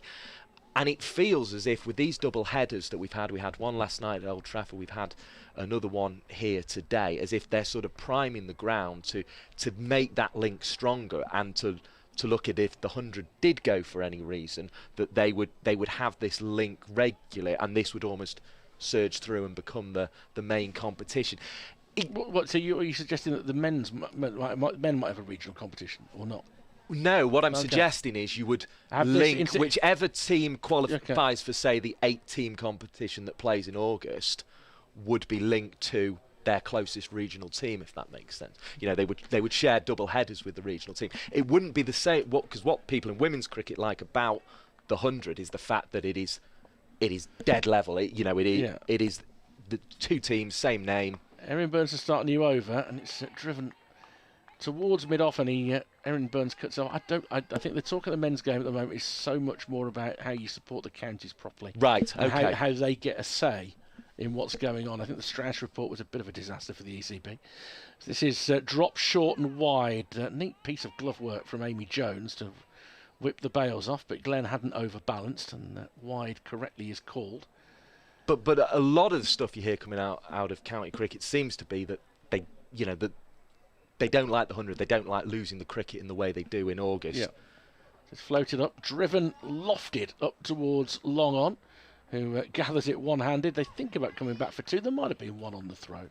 And certainly amongst those who are of that persuasion, they seem to latch onto this thing that the 100 might go after 2025 or whenever the sort of contractual arrangement changes. I just think you look at what you do more with the T20 blast. Yeah. I mean, that's interesting. You're not hearing. That's clearly a Twitter chatter rather than a real-world county ground chatter then. Down the leg side, Sciver-Brunt can't make clean contact. They'll come through for a single. She's 75, 178 for 4. One of the biggest problems I have with the 100 on the men's side is young players being taken away from their counties for 5 weeks, can't go back to train with their counties, can't play in the 50-over competition, and do not get proper coaching while they're away. As Glenn comes down the track and lifts the ball over mid-wicket, she's clothed that a bit. Should only be a single. And indeed, there is. And I certainly think the concern amongst people who've been covering women's cricket a lot longer than me was when the counties were in charge of it previously, they perhaps didn't give it the same billing as the 100 has given women's cricket. So it's something that's got to give somewhere. Launched by Sciver-Brunt. Oh, and the spin has done for the fielder in the outfield, who's got a mitt on it, but she was running past the ball. And that's another boundary. It wasn't the most elegant of shots. The ball was well up onto her pads, but again, she's improvised, and the power of Nat Sciver-Brunt gets it all the way through for 4 with that little bit of spin as the fielder was running to her left. 79 to Sciver-Brunt, 183 for 4, 13 balls left in the innings. She's hitting this one. This is going back, and all the way for 6 by The floodlights in front of the family stand. That is a big hit. Siva Brunt is 85. 189 for 4, the score. You can be fairly certain now, Mike, that the Blaze are going to get to 200. Also, the question is where Nat Siva Brunt's going. I was going to say, it's on, isn't it? You mentioned you thought it was on. That 6 means it's definitely on. Yeah, I thought it was on at 70. I certainly do at 85. There's just some players, isn't there? You just watch them bat, and you're like, the 100's on here. Yeah. You know, you wouldn't have, because she'd probably get out for 25, but you could have almost said it at 20 today. She was hitting the ball that well. She was just fine. We were saying when she was on, I don't know, between sort of 20 and 30, she feels like she can hit the ball anywhere. It doesn't matter where you put the fielders, you're not going to stop her finding a four. There's a little additional concern now for Eve Jones. He's called Izzy Wong on to bowl what will be her final over, but I suspect they're going to have to bring an extra fielder in for the final over because they are very close to cut-off. They missed the cut-off at Edgbaston the other day and had to, and for I think more than 1 over, I think it was for 2 overs, they had to have 3 fielders outside the ring. I will add something to it after this first ball, mind you, in that in comes Izzy Wong to bowl to Sarah Glenn. Glenn lifts it towards mid-wicket. There's a chance in the deep, and that is neatly taken. So Wong gets her second wicket. Glenn goes for 10. It's 189 for 5 now. It's still with a couple of very good batters left to come, but Emily Arlett takes the catch with real confidence in the deep there. Lined it up, took the catch. 11 balls to go, 189 for 4. Well, that may slow the Blaze slightly, the fact that they're going to have to send out Nadine de Klerk. However, she's a South African international, and I think the worry is more at the other end at the moment. And Glenn was like, it doesn't really matter what I do here, I'm just going to have a swing and try and hit some sixes, which she certainly can do. I remember an innings she played for Central Sparks at Headingley, first game of the Rachel Hayhoe Flint Trophy in the 2nd edition, I'm going to say, 2021 I think it was, and she came in and hit some absolute bombs that day. I think she hit about 6 sixes and took them to a target around the 300 mark, and she can hit a clean ball, but I think the person hitting the cleanest ball in Grace Road today, and I think Sparks are going to struggle to match her in some ways, is Nat Siva Brunt. But that will be the job of the Sparks batters. Can someone go and play as cleanly, or can 2 people combine to match her score? You're going to need a couple of people to play big innings as one comes into de Klerk, and that just angles in from outside off stump, forced off the back foot through the offside out towards the boundary rider, who picks up and does the fielding. That's Amy Campbell out there. 190 for 5. That gets what everybody wants. Siva Brunt on strike. I say everybody. the Sparks fielders not so much. The neutrals, certainly. Yeah, the neutrals are the home supporters. But, whatever else happens, there's 6 hours of cricket between 2 games we've played here today. This has already been worth the face value of the ticket, this innings from Siva Brunt, who waits Wong now and swings and misses outside off stump. Oh, and that's called a wide. And Izzy Wong immediately spins round and looks at Jack Chantry. And I would query whether that was outside the line. And Izzy Wong is standing in the position that she thinks the ball went through. And now they're going to have to bring an extra fielder in because they've run out of time. Now, I have a slight issue with this. Okay. Because I'll tell you whether I think your issue came up on Tuesday, but go for it. No, I don't think it probably did. But okay. In the men's game, they're a lot more generous about this. Right. But there has been an inordinate amount of ball fetching here. Now, I appreciate that you can say, well, it's your own fault. Yeah. But this is a big outfield. It's very quick. The run-off, once the ball has gone over the rope, is a long way. But twice in 2 games? I think it's a little harsh on this occasion. As this is launched by Siva Brunt. Has she got enough to go all the way? No, 1 bounce for 4 more. She's to 89. It's 195 for 5. She was standing on off stump there. I'm with you, but it happened at Edgbaston on Tuesday, and I would say for a different reason, which was that 9 of the wickets fell in the last sort of 11 overs, and obviously there was a lot of change of batters coming in, and that was the reason that day. Today, the reason is perhaps that there's quite a large runoff. But to be penalised 2 games in a row, it's professional cricket, and it's arguably inexcusable. Wong in again. Siverbrunt outside off stump. She gets a little inside edge on it, and it'll squirt out behind square on the leg side for a single. Siverbrunt to 90. 196 for 5. Couple of balls still left in this over. I mean, look, they're way short in that they were 4 balls short. If you start the 20th over, you're fine. Yeah. But they were 4 balls short. It's almost a disincentive to take a wicket sometimes. They're not as short as they were yesterday, Tuesday. Yeah. They were shorter on Tuesday. They had to bowl a couple of overs with 3 out. Increases the number of hitting zones available for Nadine de Klerk, who gets an outside edge for 4, with 3rd up inside the circle, and probably would have been anyway. Yeah, probably. And that is the 200 up. You don't see it that often just yet in the Charlotte Edwards Cup, but you see it today. It's been a lovely track to bat on. The outfield is extremely fast. Boundaries are fairly deep, to be fair, but 200 on the board with 7 more deliveries to add. And this is going to be a really imposing total.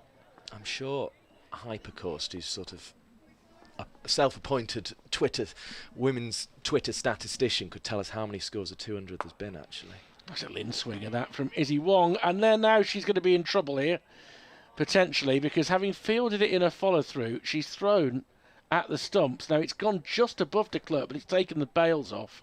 She wasn't coming out, and she could easily get a bit of a punishment here, because the umpires will have to discuss whether they give penalty runs for throwing the ball in the direction of the batter.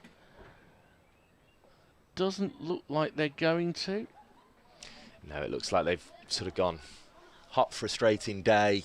Yeah. These things happen and it's not great, but let's move on and sort of nip it in the bud that way. But they've got it. You can see this is what happened the other day. Was as soon as they were over the cut-off, there were lengthy discussions going on about where our 3 fielders should be, because obviously, and in that game it didn't matter too much because it was 10 and 11 trying to take advantage of it, 9, 10 and 11 probably in the end, and they weren't the Diamond's strongest batters. Here, with Nat Siverbrunt on 90 with 6 balls to face, it's going to matter having 3 outside the ring, you would imagine, given with 4 outside the ring it wasn't enough. Ready for the subplot then, come on. 90 not out, on strike, 6 balls to go. Oh. What Price and Arlott wicket? Well. At this point, ruined the party. Arlott bowled it previously from this end, comes in now, tall figure, and this is launched over towards mid-wicket, and it's going to be 1 bounce and over. They've got nobody on the leg side boundary. Siverbrunt 94 off 48. And there they've gone with the 3 fielders all out on the offside, attempting to bowl a wide Yorker outside the off stump. Arlott trails it in anyway. Siverbrunt knows exactly where the ball's going to be. She's probably had a little shuffle across the stumps ready for it. It was a pretty rank ball as well, and you probably would have had 1 back at deep mid-wicket. I don't know I'd have a long off. I think I'd have long off inside the circle. If you're only allowed 3, I think I'd have mid-wicket cover. And Siverbrunt go over her head. 3rd. She's 6 away from 100, but she's going to get a single here. Out towards the long off fielder. 205 for 5, so she sits on 95, and Nadine de Klerk has the strike. Been a glorious day for cricket. There is quite a bit of cloud around, but it's light and fluffy and loads of flecks of blue. The sun is glinting off the cars in the car park at the far end, as we see above the sight screen. If it goes over that marquee, my car might be in trouble. Hammered straight by de Klerk. There'll be a single just about. That was a quick piece of fielding at mid-off. They come through for 1 more, which gets Siverbrunt back on strike. 3 balls left in the innings. 206 for 5, the Blaze. Hard not to feel that's probably already a winning score. Yeah, it feels it's going to be a tough chase for a Spark side who were started slowly on Tuesday. That's what left them 3 short in their pursuit. They're going to have to start quickly today. Siverbrunt's guard will be middle and leg on a second set of stumps. She's so far across and she's wrapped on the pad. There's a long appeal for LBW. It's not been given. Emily Arlott thinks it was a rather meritorious appeal. Now, was that her being convinced, or was that just pleading with the umpire because she wanted Nat Siverbrunt on 96? Well, the umpire hasn't given a leg by. So the feeling clearly must thought be it's hit it. she got bat on it, which she may have got a little nick. We're not going to tell from replay. I was going to say, has it kept up? Because that iPad only gets brought out for cricket replays, and I thought it was struggling before. Never seen so much gaffer tape on a piece of kit. I know. 207 for 5, 2 balls to go. It's de Klerk on strike now, and she hits it straight for 4. Well, the century's off the cards, barring wides or no balls. De Klerk's up to 10, 211 for 5 with 1 ball to go. Tiny bit selfish from the South African international. She did the right thing earlier in the over, getting the 1. Was it maybe you've had your chance now, we're just going to have to hit boundaries and win the game? Depends what Nat Sitterbrunt said to her. Yeah, that's true. And I'm sure Nat Sitterbrunt, she's had plenty of 100, but it's always nice to get one in a T20, isn't it? They're relatively rare still. You don't get many opportunities to get over the line in a T20. If Emily Arlett thinks future selection depends on bowling a wide here to get the on strike, now she won't want to do that. As she bowls a beauty, actually. De Klerk gets nothing on it. They will come through for a bye because Amy Jones got a bit tangled up there. They come through for a bye, and it means the score at the end of the 20 overs is 212 for 5. Natalie Sitterbrunt finishes with 96 not out off just 50 balls. De Klerk is 10 not out. It's an enormous score. Let's be honest about it. The prospect of chasing down 213 would be a remote one. That said, they're going to have to be positive. They'll have to have a go at it. There are some good strikers of the ball in the Central Spark side. It needs somebody to play a Sitterbrunt scale innings to get in. Yeah, or as I say, 2 people to get 60s, 70s, 80s, sort of 2 people to kind of combine and match that score, and then you're still needing somebody to do the job at the other end. Warm applause for Nat Sitterbrunt. That was exactly what she was brought from the Diamonds to the Blaze to do in this competition, and she obviously has. It was previously a regional team that was based at Loughborough. She has links there through the England set-up training there so often. The Sparks players being applauded off here, but you're right, 213. They beat that sort of par estimate of doubling halfway and adding 20. That was 210. So they've sort of beat their own target, if you like, in terms of what they were chasing there. And it's, as you say, it's been built around those figures we see on the board. Sitterbrunt 96 off 50. Yeah, it's a pretty beleaguered looking fielding team that's just trudged off. It is below us, and they will feel they're well behind in the game. Let's put it that way. Yes, well, it's because they are. You know, there's no two ways about it. They are definitely well behind in this game, and they are definitely sort of struggling to keep pace here with their opponents. Brilliant to have had round about 2,500 of you with us during that first innings on the Blaze YouTube stream. I'm sure we've had many more on the BBC Sport website as well. Remember that this commentary is brought to you by BBC Radio WM and BBC CWR, and it'll be a shortened break again today because of them going over the cut-off time. But I think myself and Richard will have 5 minutes and then rejoin you to see what the Sparks chase can muster.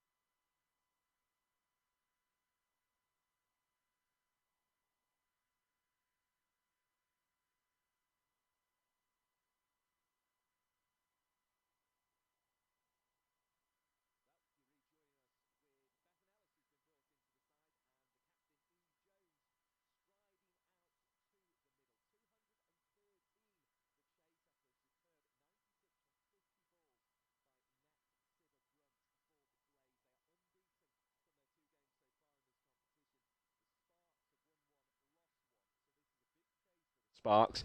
Pressure on Eve Jones. She generally seems to prefer the 50-over format to the 20-over format. That said, she was the leading run scorer for the Sparks in this competition, making 276 at an average of 55.2 in its inaugural edition in 2021. However, she struggled a bit on a used wicket, as we were discussing in the break there at Edgbaston the other day on Tuesday. This looks a good wicket. She's got to go from ball one, really, Mel Farrell, because there's no way you're chasing 213 otherwise. A good wicket? It looks like an absolute belter. I think you're underselling it. Good wicket, lightning outfield. Great day for batting, but helps if you've got that many runs on the board. Now this looks like Hyam who's going to open the bowling with her off spinners. 2 Jones, and it's hit down the ground. It is indeed Hyam. There's 1 run from the first ball, and she does get going from ball 1, Eve Jones. Well played to long on for 1. I mean, basically somebody's got to match that striking of Nat Sciver-Brunt, which was around the 200 mark. And whether that's a couple of people coming in one after the other matching it and making up those 96 that way, but somebody's got to score at that kind of a rate. They've got the likes of Izzy Wong, they've got the likes of Emily Arlett, who hit clean balls. They're missing Katie George today, which will be a bit of a shame, as Ellis, who was playing for Lightning in the first edition of the Rachel Hayer Flint Trophy, now back. She's a Warwickshire player. She's now back with Sparks. It gets very confusing with all these sort of regional teams in their various guises, but she's back opening the batting now for Sparks and gets a 1 off her first ball of the Charlotte Edwards Cup. Davina Perrin has been dropped today, but fielded for most of the innings to Grace Potts. That was a 1 prodded down the onside for no run. First dot for Hyam. A little flash of the sticker on the back of Jones's bat as she tries to force into the offside, and a second dot ball, 2 without loss. And the problem is yes, someone has to go hard, but they've also got to go early, because the problem is if they don't, then it's all over Red Rover. Too much that's pressure. it. One of Eve Jones or Bethan Ellis has to go hard, and then back it up with Amy Jones's international class. We know she can go hard. 3 without loss. The score at the end of the first over. No, there's 1 more ball. 1 more ball to come. I've miscounted. That can happen. Yeah, I mean, you can say it's the same batting conditions for both sides, but the score just changes everything. Well, I think Sparks' plan, they will have known this is a good wicket as that one swept behind square. We'll see how much bat was involved in a minute. There was none at all. It was off the pad. 4 without loss then at the end of the first over, comparing to 6 without loss, the 6 that was hit by Tammy Beaumont in the first over of the Sparks innings. I've lost my trail now, but the Sparks' plan, I think, was, OK, this is a good wicket, but we want to know what we're chasing on it, and we don't want to sell ourselves short setting. But it hasn't worked. They've just got on the wrong end of Nat Sciver-Brunt, and that has been that, so to speak. Well, that's right. And when you get an opposition that goes so big like that, it just means you're under the cosh from ball 1, really. It's not going to be easy, and the conditions are good. So if they can just get a good power play at least going, not lose a bunch of wickets, even get through wicketless the power play, then they might be thinking, well, we can make the most of these conditions. As we saw before, very hard to chase anything down at all. This will be Grace Ballinger from the end that houses the players in the pavilion here at Grace Road. Bowled beautifully last night. Swinging in, that swing is still there, even on a sunnier day than it was at Old Trafford last night, but it's gone for 4 runs. Lovely shot from Bethan Ellis. Took it round the corner well. These two will know each other well from having played together at Warwickshire. Yeah, nicely played. Our first boundary coming up. They're going to need a lot more of those. Ballinger, really interesting. She's got an unusual run-up, sort of in and out. Yeah, she does this sort of thing that I think she's picked up from maybe what sprinters do in practice, where she sort of starts on her heels with her toes in the air and then sort of really bounds in. I saw her practicing it at Old Trafford last night before play, and she sort of sometimes just kind of just there, just kind of kicks up and sort of on the backs of the heels rather than on the toes, and then really starts her sprint, and it's almost like sort of a triple jumper would do in some ways. Back for 2 there is Ellis, backing up the boundary with a couple more runs, 10 without loss, 7 off 4, so Ellis is going along okay to begin with, but she's got a long way to match that 96 of Nat Sciver-Brunt, which might be what we're saying a lot throughout this innings, I think, Mel Farrell. Yeah, but Ballinger, this thing, she has that little skip, but it almost looks like she's going to collapse after she does it. And sort of come she gets there quick enough, though, and she's there again, and it's been cut away behind square, and as well as she bowled last night, she's bowled poorly here in the opening over of this match on what is probably a better pitch, I think it's fair to say. In fact, definitely a better pitch. 14 without loss. Yeah, definitely a better pitch. It was really kind of sticking a little bit at Old Trafford that we saw, but definitely a lot more runs on offer here.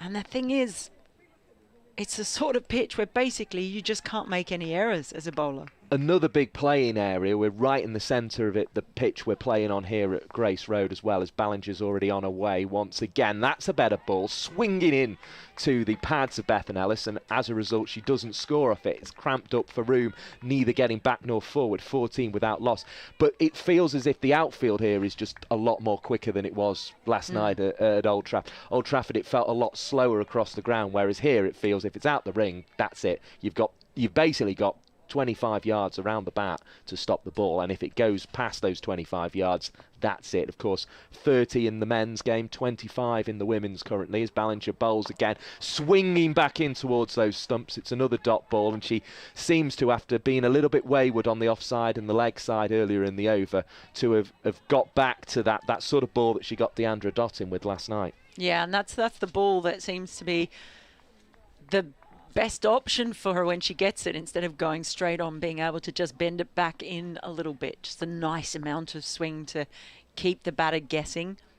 Here's Ballinger again, bowling to Ellis, who that was in her arc, and she's hit it away into the leg side, not as cleanly as she would have liked. She picks up 1, was trying to drive a bit straighter than that, you feel. 15 without loss, and of course that was the shot of the early overs when Beaumont and Kelly were together, was those straight drives, and Sciver-Brunt came in and picked up with that. I mean, that Sciver-Brunt innings was built on proper cricket shots to play with. It wasn't just kind of that getting in the baseball position and having a go. That came in later, but it was proper cricket shots to start with, as you'd expect from an international player of her calibre. Yeah, and just even standing down there from up here, you can see how much shorter the boundaries are straight. When you go down and stand right down at the bottom, it's even more obvious just how much closer you feel. Hyam bowling as this one's played by Bethan Ellis into the offside. There's no run on a sunny day here at Grace Road. You're listening to the BBC Sports website, and you are also watching on the Blaze YouTube stream, and it's good to see those 2,500 who were with us in the first innings are almost back here as well. We've got more Charlotte Edwards Cup games starting around now, another one of them underway as that one's played to mid-on for no run, 15 without loss, but we barely mentioned them because all the entertainment's been here, quite frankly, Mel Farrell. Well, it has. You haven't been able to look away for a moment. Been a very entertaining match so far. As Hyam is hit in the air, is that going to be caught? Yes, it is. It's caught up at mid-off. The Blaze fielders get round and congratulate the fielder at the far end, and the first wicket falls. It is Ellis who is out for 12. She was up at that strike rate early on in her innings, but has rather fallen back, and it's Hyam who's got the wicket, Mel Farrell. Yeah, well done in the end, and a catch well taken as well. The ball dipping low, could have easily gone to ground, but that is exactly what they didn't want, the Sparks, because with every wicket that falls, the pressure is just going to go up exponentially. Now a new batter coming in, losing the wicket early. They've got 15 runs on the board, and already the chase has just been made that much more difficult. And the wickets will be the easiest way of slowing the scoring here. Just double checking, I think it's Nadine de Klerk who took the catch, but I'll just make absolutely sure in a moment. We'll get that confirmed from our scorers in just a second. But wickets is going to be the tactic for Blaze here. If they can get enough wickets, they know they're going to win this game. They're going to keep the scoring down, because there's no way if you lose even 6 or 7 of your wickets that you're going to have players coming in and scoring at the rate that they need to in order to make sure that you get up to a total like that. As Hyam comes into bowl, and it's played behind square on the offside by Amy Jones from her first ball. We know she can strike a ball. Doesn't get off the mark there, though. Yeah, and it was Nadine de Klerk who took that catch. So a South African doing the job. She's another one who's plying her trade all around the world. Another big member of the Big Bash League. Here's Hyam bowling to Jones, driven down the onside of straight. No run on offer on that occasion. Just to bring you behind the curtain for a moment, there's a set of binoculars that I think come with this commentary box, but I couldn't quite get them to focus, which is why I hedged my bets on Nadine de Klerk there. Just again. No, I used yours in the first innings, and they were absolutely brilliant. They were much better than the other pair. As this one is bowled to Amy Jones, clipped away in front of square on the leg side. There'll be a run for Jones to get her off the mark. One scored.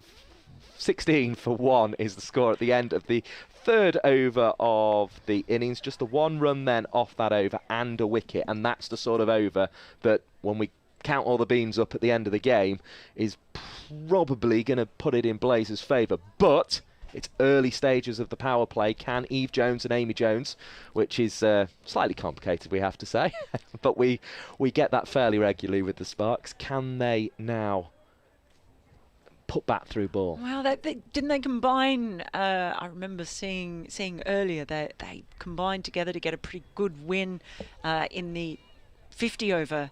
One of the 50 over games. The two believe so, yes, earlier in the season. Yeah, I'll have to look the scorecard up, but yes, they have combined already this season.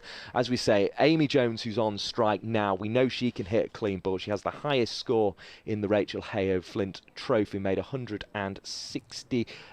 163 she made at Edgbaston, and she's pulled that one away for 4. 4 more goes on to the total. 20 for 1 it will go on to, and Jones is underway. 5 off 4 balls. She got the single off the last ball of the last over, and then the next ball she's hit away for 4. It was a poor one, though, it has to be said, from Ballinger. Yeah, she was able to just steer that one. Almost took her time doing it as well. And the width of the pitch helps with those shots, really. Backward square legs never getting round. No. Well, there's quite a big gap there.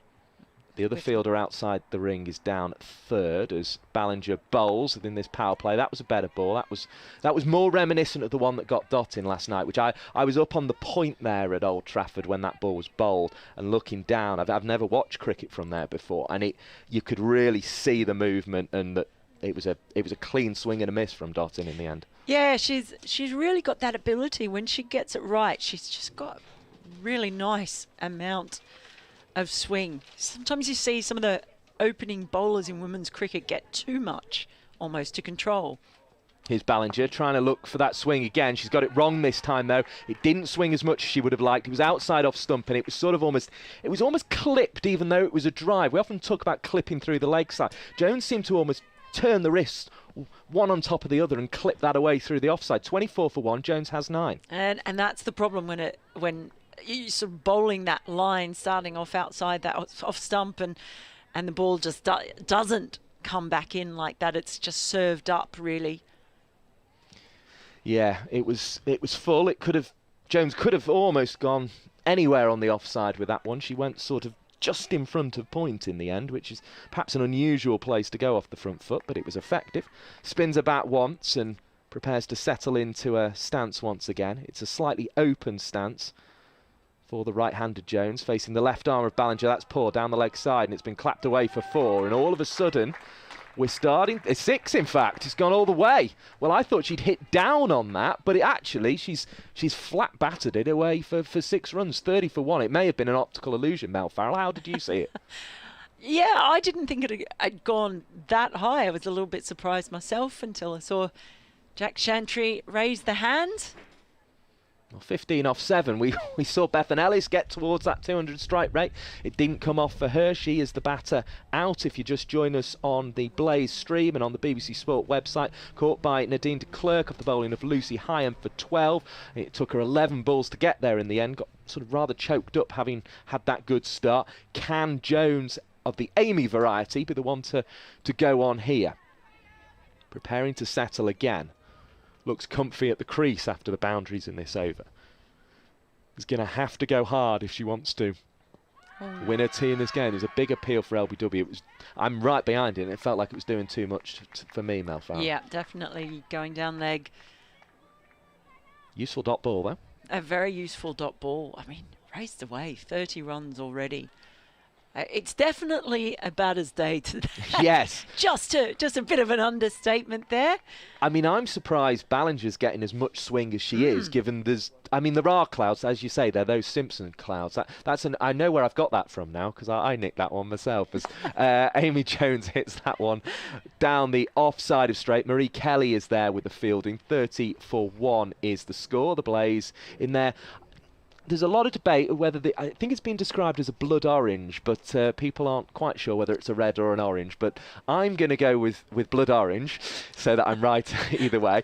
But they're going to whiz round to their new fielding positions for the next over. They are, and look at the first, where the Blaze were after 4 overs. They were 31 for 1. So at least, as a starting point, this is actually a really positive start so far from the Sparks in the chase, but they're going to have to keep up there the whole time, all the way through.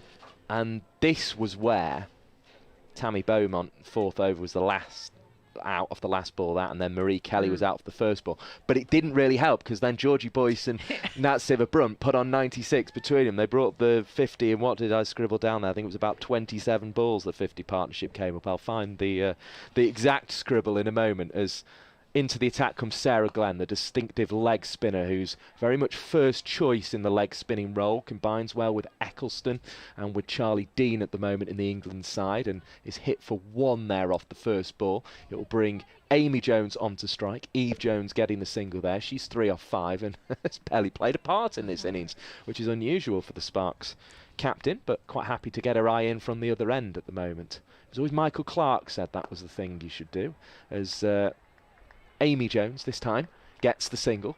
32 for 1. Yeah, it's just one of those where it's going to be interesting to see if they can keep their foot on the pedal the entire time. Ooh, now that came back, and Eve Jones didn't really go anywhere and almost got rather trapped and perhaps almost lost her stumps. There was a lot of excitement from Bryce and Glenn, who are trying to combine here as bowler and wicketkeeper. Glenn bowling, and this one hit into the offside. Another dot ball, 32 for 1. Eve Jones just seems a little bit stuck at the moment. Did I promise that score and not give it? South East Stars 126 for 6 against the Northern Diamonds. It just shows how exciting this game is, as Eve Jones will swap ends with Amy Jones, and there will be another single to the total, 33 for 1. So after a big over of 14 I think it was, that we've had a slightly quieter one so far of just 3 against the quality of Sarah Glenn, who's going to toss it up and bowl. Amy Jones into the offside. There's going to be 1 added to the total as Richard Wilford prepares to rejoin us. So 5 overs gone, 34 for 1, and Richard Wilford from BBC Radio WM will rejoin you. And just a great first up over there from the leg spinner Sarah Glenn. 4 runs coming from it, and that's exactly what they would have been hoping to get from their spinner coming in the power play. Always a bonus as well if you can bring in a spinner in the power play and have them only go for a few runs, Richard. Well, they've got through 3 overs of spin, haven't they, as well, because Hyam bowled well. And it already looks like a long way back, doesn't it? Nat Siva-Brunt's going to come on to have a bowl, and everything she's done so far today has gone rather well for her. But you're looking now, 182 runs required off 15 overs. So the run rate required is around 12. So it'll take an awful lot of doing. And an immediate attempt to get into position to play a ramp shot from Amy Jones, and it was just lined up by Sivabrunt, who's bowled it at her body. He bounces off it and down into the leg side, and there's no run. Sivabrunt, no doubt, be loving coming into bowl after having scored a mozza, nearly getting a century early on. Yeah, she won't be too weary as a swing from Jones without much foot movement. As a result, she doesn't time it at all. It just bounces through to Sivabrunt in her follow-through. Some warm-ups being done at the moment as well by Kirsty Gordon, who often opens the bowling, but looks like she's going to get an over of spinning at the far end soon. Clearly that's the end to bowl the spinners. They've got some idea of home conditions, and they favour that as Jones opens up, and this goes back, and is a comfortable 6. There's a good 15 yards on from the boundary rope. Second 6 from Amy Jones. 23 she's got, 40 for 1. Well, that's the biggest hit we've seen all day. That went miles, just got under that, lofted it. No, not even starting to run for that one. That was 6, no matter how far out the boundary ropes were.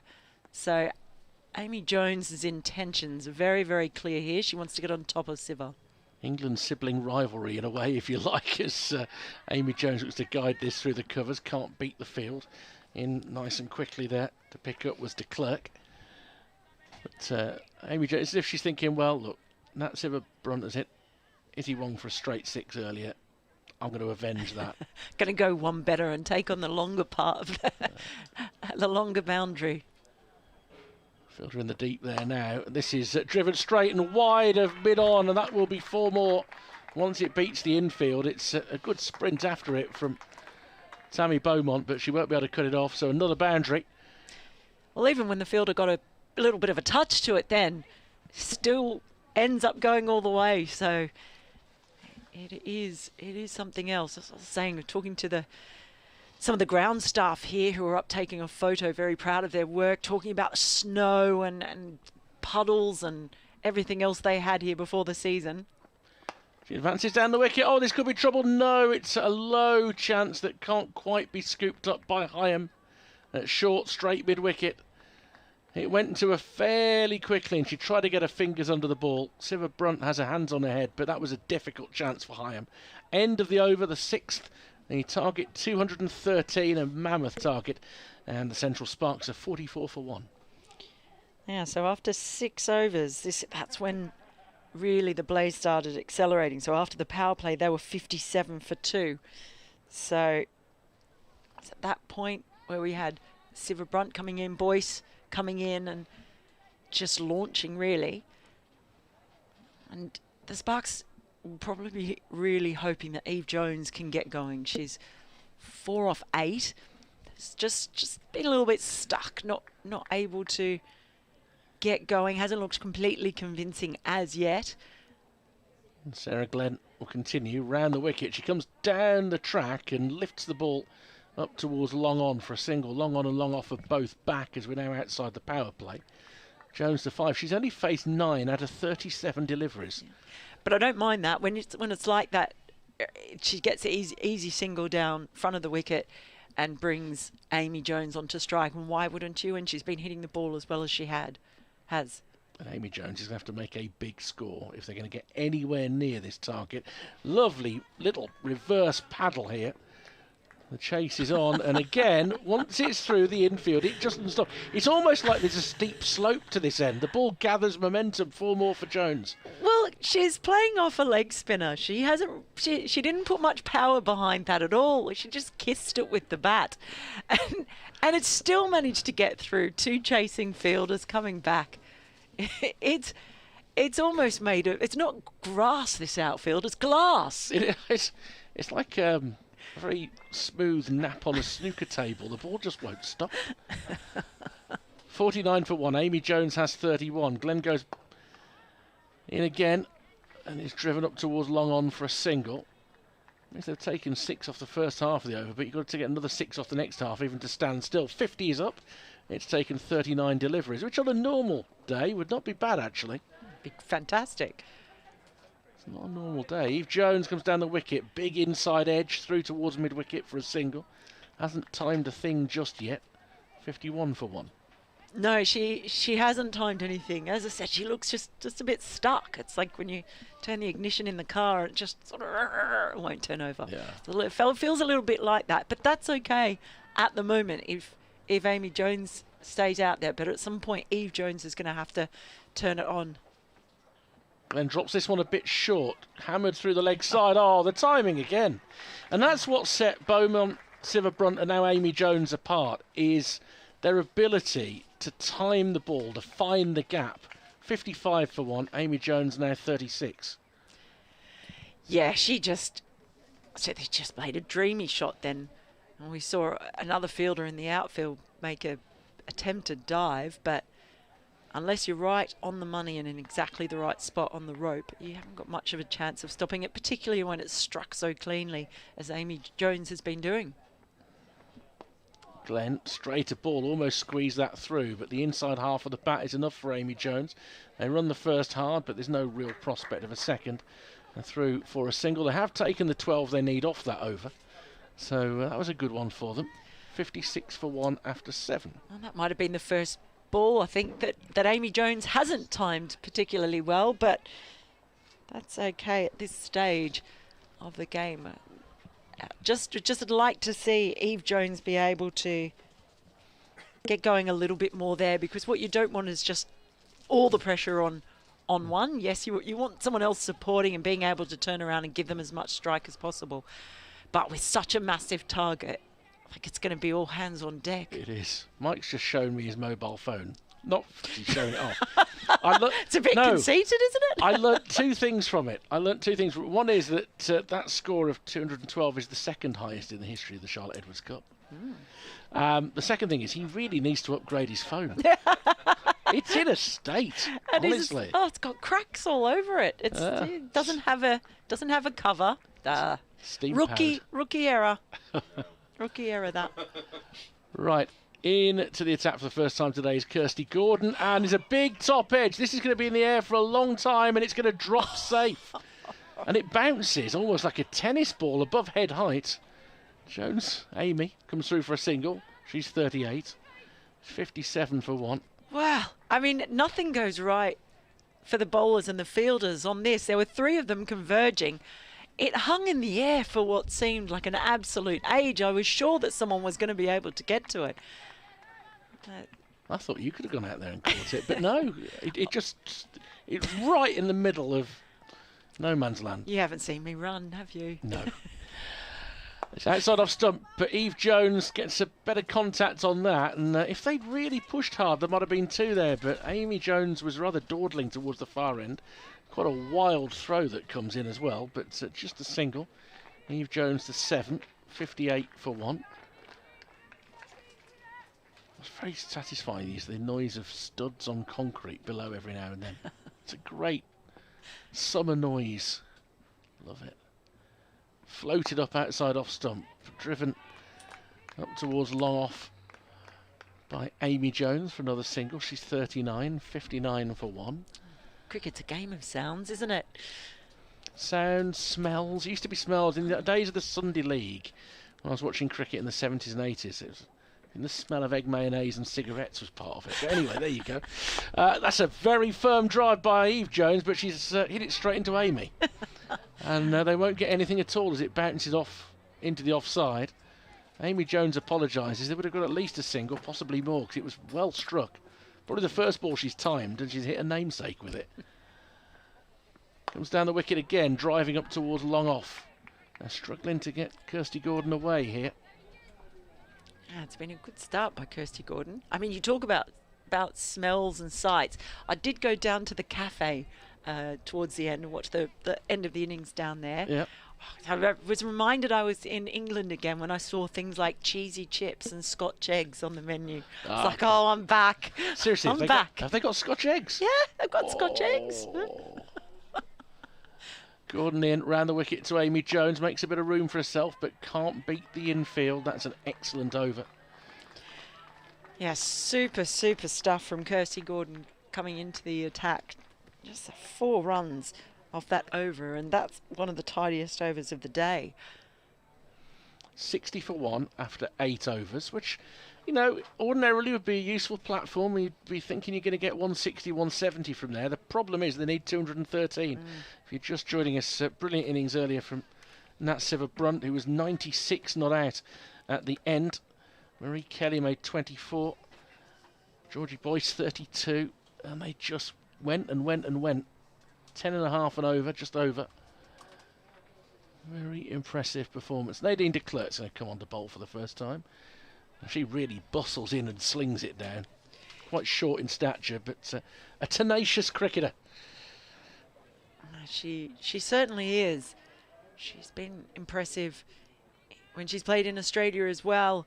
A very highly valued player in the WBBL, making herself one that's just as valuable over here as well. Does a bit of everything, which is what sits well in this format of the game. Reaching outside off stump there is Eve Jones, who was looking to give it the charge and in the end had to stretch and guides it out for a single. I tell you what, the Blaze are doing better than the Sparks is bowling to their field. And admittedly, probably the batters aren't as disruptive as they were in that first innings, but it seems to me they're a much better job of bowling to a field. Yeah, they've certainly made it more difficult. You just saw the range of shots, even early on before Nat Siver-Brunt. Just the way that the openers were getting boundaries, 3 different parts of the ground, 3 consecutive balls. So they just had that range, and we discussed earlier, we saw how they were changing the field after the fact, starting to chase the game a little bit. So it's good captaincy here. Strong offside ring with Amy Jones on strike. That's come back and hit her close to being in line with the stumps. It was an appeal that had some belief in it from Nadine de Klerk, who now puts her hands out towards the umpire, Rose Dovey, at the far end. So, well, what was wrong with that? Well, it might just have made contact with her outside the line of off stump on its way back in. But it was a decent shout. Yeah, it wasn't just the bowler as well. It was the keeper and some of those close-in fielders looked very unhappy when it wasn't given. There's Amy Jones now. Times the coating off the ball with that. It's just a beautiful straight drive wide of the left hand of mid-off where Georgie Boyce is stationed. That's a lovely shot. She's to 43, 65 for 1. I'm really enjoying this. It's almost like Amy Jones has seen her England teammate go out there and she's just almost taking it as a personal challenge. Obviously, the main thing is to get her team up there for a win. But this is excellent. This is onto a pad, turns it round the corner, doesn't time it. Ballinger will give chase. They're going to think about 2. They've decided against 2. That was probably the right decision. 66 for 1. It's a bit, look, we saw it with Beaumont, we saw it with Siver-Brunt, now we're seeing with Amy Jones. It's a case of, OK, it's Ashes year. By the way, I'm ready. I'm ready. I'm in, Nick. Oh, why wouldn't you as well? It's such a huge year. There's that 5-day test match at Trent Bridge, which I'm very much looking forward to. Australia, of course, were dominant when they were in Australia, when they played last time 18 months ago. I was lucky enough to be in the test match in Canberra, which was which is the best I've seen. So we're going to miss from Eve Jones, ball angling across the left-hander through to the wicketkeeper Sarah Bryce. Yeah, that was the best test I've ever seen in the women's game ever. It was absolutely sensational. So if we get something like that at Trent Bridge this year, we really are in for a treat. I think the crowds here will be terrific. I think they've already sold 70,000 tickets for the Women's Ashes so far. De Klerk in, down the wicket comes Eve Jones. She's trying to launch her over the top. The fielder at long on is interested, and she may well be, because she's going to be able to take the catch, and that is the end of Eve Jones. Who just never really got going at all. She's gone for 9, and the Central Sparks, chasing this implausible score of 213, find themselves on 66 for 2. Yeah, that's a frustrating innings from Eve Jones. 15 balls, might have seen it right in the scoreboard. Just the 9 runs coming off it, but just felt like she never really got her timing at all the entire time she was in there. She was a little bit stuck at the crease. Even turning the ball over for singles seemed to be like a bit of a chore as well. And look, at maybe one of those things where it's not the worst thing for the Sparks to have lost the wicket at this point, because the longer Eve Jones was there, if she wasn't able to get going, she would be likely to chew up more balls. Yeah, that would be a bit of a problem at this situation, because we're now, well, yeah, it was 16 balls she faced, but at the end of the 9th over, and they've got an awful lot of work to do. Marie Kelly it was who took the well-judged catch at the far end of the ground. Erin Burns comes in. She was very quick to get out to the middle. Eve Jones was barely halfway back. I think Erin Burns wanted to be out there. Yeah, I think that sums up Erin Burns as a cricketer, though. She loves to be in the thick of the action. It doesn't matter what it is. Yeah. As I said before, she's a gun fielder, really, really canny off spinner, and she likes to take the game on with the bat as well. So I expect her to be relishing this situation. Start of a new over, and it's going to be Kirsty Gordon around the wicket, defended into the offside, and there's no run. Amy Jones knows she's going to have to bat all the way through. She's going to make this pay. It's not like it used to be in my school days. We used to clap batters coming to the wicket. I never entirely understood that. And in sixth form, the cricket master changed his mind altogether. So he's just back of a length, clouted up towards extra cover, but Siva Brunt does the fielding. We'd gone through the habit of clapping a batsman in all these years. And he eventually during the match said, "Why are you doing that? My granny could walk to the crease." It's like, okay. We won't then. Ah. It's meant to be sporting, I think. Down the wicket to drive is Amy Jones. No power on it. Kirsty Gordon has been harder to get away than just about anybody so far in this game in her first over and a half. She's only conceded 5 singles. Well, I'd happily clap anyone, so I'm not a booer. I'm not a booing fan. Even pantomime booing, not a fan of booing. So I'm all for clapping. That's for me. It's when players have names that sound a bit like boo when the crowd start cheering them and you get all confused. Could never work out why people booed Joe Root. It took me a long time to work that out. This is floated up and driven powerfully by Erin Burns. Good stop as she falls forward by Beaumont. And there'll be just a single. Burns off the mark, 68 for 2. Hasn't had a big time with the bat in the 2 games they've played so far. 12 not out against the Diamonds and 7 against the Sunrisers, Burns. They need something from her today. Amy Jones back on strike. Backs away to try and force it through the offside, but that ring has been very good. I think it's Hyam who makes the stop there. 1 ball left in the over. In 11 deliveries, she's conceded just 6 runs. When you consider the speed with which their opponents need to score, and the run rate required now is crazy, 14.5 and over. It's about respectability more than anything else, as Amy Jones steers the ball nicely through square leg for a single. She's got 46. It's the midpoint of this Central Sparks innings. They require 213 for victory. They're 69 for 2. Mike Perkins is going to step into my shoes. This is Mel Farrell. Yeah, so an almighty task lies ahead at the halfway point. At this stage of the first innings, the Blaze were 95 for 2. Just a reminder, that brilliant innings from Nat Sciver-Brunt in particular, taking them easily past 200. It was something to behold, but now it's 69 for 2 after 10 overs. And a normal match, you'd be thinking, well, that's okay, but this is not a normal match, Mike. No, not with 212 on the board, so 213 the chase. It's going to be tough from here, but Amy Jones going along well, and she's got Erin Burns alongside it. She does, and it's Amy Jones on strike. First ball of de Klerk's over is a leg side wide. So there was she almost did a little half appeal there. I'm not quite sure what it was for, unless she thought she got a little bit of bat on it. But it was. Was it the don't give a wide appeal? The standard don't give a wide appeal. Yeah. We've all done. We've all done. Speak for yourself. I have. De Klerk in once more. And this time the ball's just caressed down towards deep mid-wicket by Jones and takes a single. But even this innings, that takes Jones to 47 off 33. On a normal day, that would be, pretty fair going. Yeah. But I think that one of the big problems Sparks got, they took Blaze took 59 off the last 5 overs. Yeah. In once more de Klerk, and that one is just spooned around the corner. Very fine by Erin Burns. Very crafty shot, gets 4 runs. And there was a fielder at short fine, but she just played that so perfectly that managed to go between the keeper and that fielder on the ring. Yeah, well played. Spooned, I like that, because it was spooned, wasn't it? It was like she's getting a big dip of ice cream.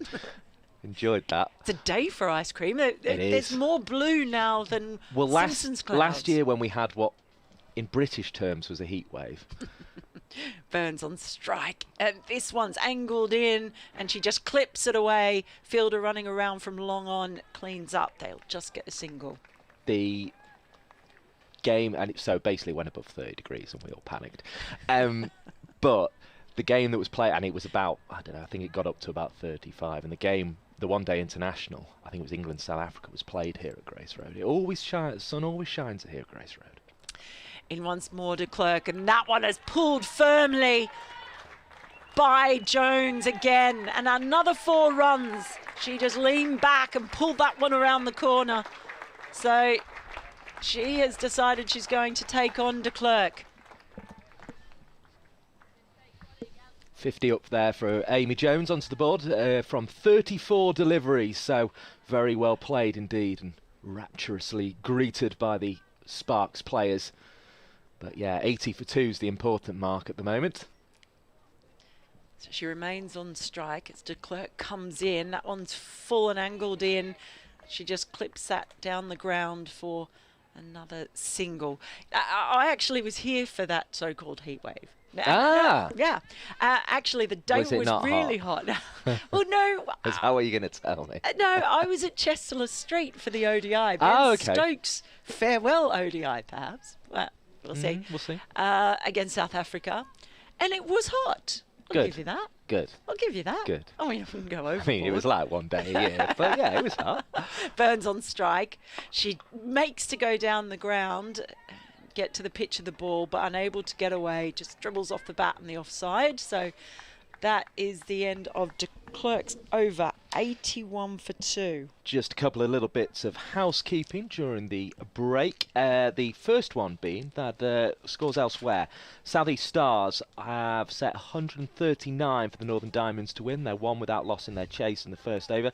And they're underway between the Southern Vipers and the Western Storm. 15 for 3, the Western Storm, which is probably something of a recovery from I think it was 3 runs for 2 wickets earlier on. So that's that. The other thing I was going to say was, if I can get them back up, these scores. So there wasn't a score above 186 until this edition of the Charlotte Edwards Cup.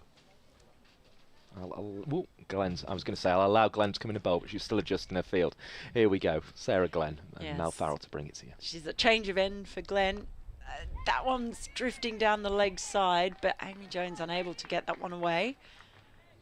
But in this edition of the competition, we've already had the 212 for 5 today, and then the really high-scoring game between the Diamonds and Storm, where Diamonds made 218 for 3 and Storm made 188, chasing it down. Glenn darts that one again down the leg side, and this time umpire Jack Chantry signals a wide, so she'll have to go back and bowl that one again. Apologies, they made 186 for 8 chasing it down. As I say, my phone screen is very cracked and it's quite sunny. Glenn, this time Jones strokes it nicely down to long off, but doesn't get too much power behind it, so I'll just get the single. And I said to Richard earlier, Hypocoast would know this, and that is where we have acquired that information from. Thank you to Claire Jenkins as well for bringing that to my attention. Do get in touch if you're... That one has just bowled outside the off stump, but hit straight to the fielder just behind point. The legendary Hypercost. The mysterious Hypercost. The person who lazy cricket commentators like me frequently rely on when we're not quite sure where to look something up. In fact, I knew where to look it up, but I knew it'd take me a while. Glenn, again, she's just straying down the leg side a few too many times. They nick a run off that one, but it's not just lazy commentators. Every commentator follows Hypercost if they work on the women's game. Well, you have to, don't you, really? He's a font of information, a valuable resource. And Glenn this time again goes leg side, and it's picked up and sent down towards the deep square boundary. Come back for a couple. Now that, you see cricket teams do it all over the place. And they do that practice, don't they, where they hit it out, they've got 2 rows, and they sort of do a soft little underarm to each on the throat, and you think, why are they doing that? That's how you do it properly. 2 fielders coming round on the boundary, one of them slides, flicks it out to the other one, throw comes back in straight into the wicket-keeper's gloves. That's how it should be done.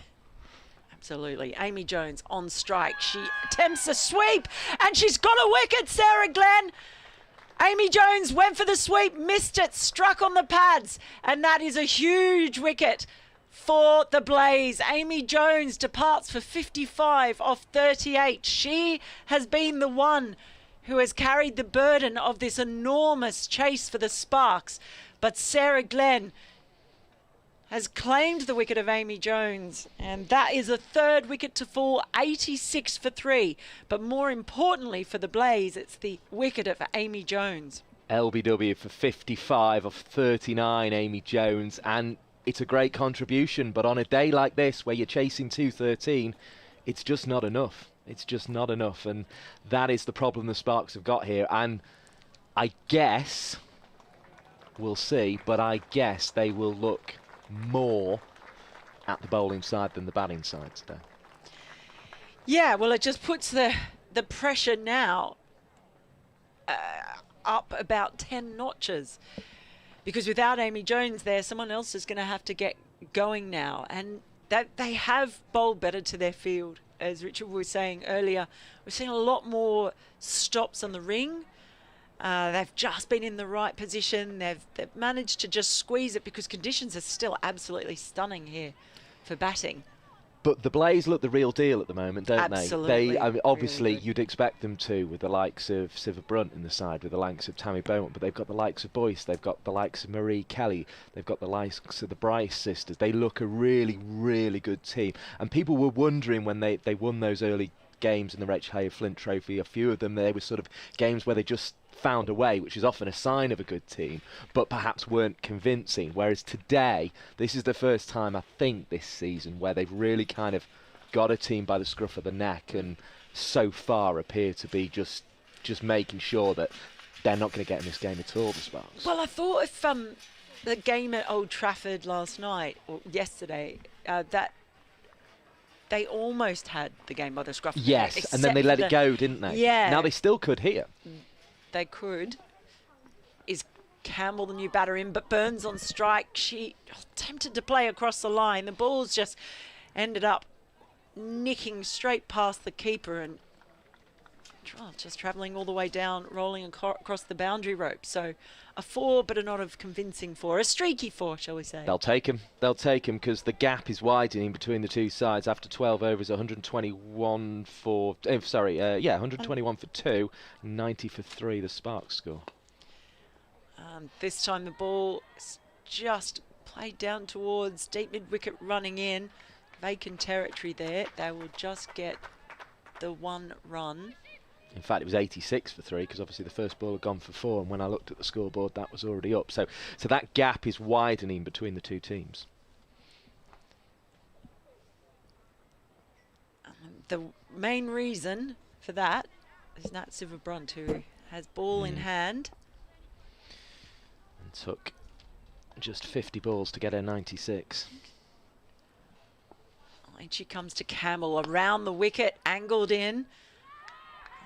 Really well stopped on the ring. We've seen so many balls just beat that one fielder and then go for 4 runs. So they've had to be really sharp. Anyone prowling that sort of area on or just outside the ring has had to be absolutely bang on. They almost celebrated that like a catch. They did.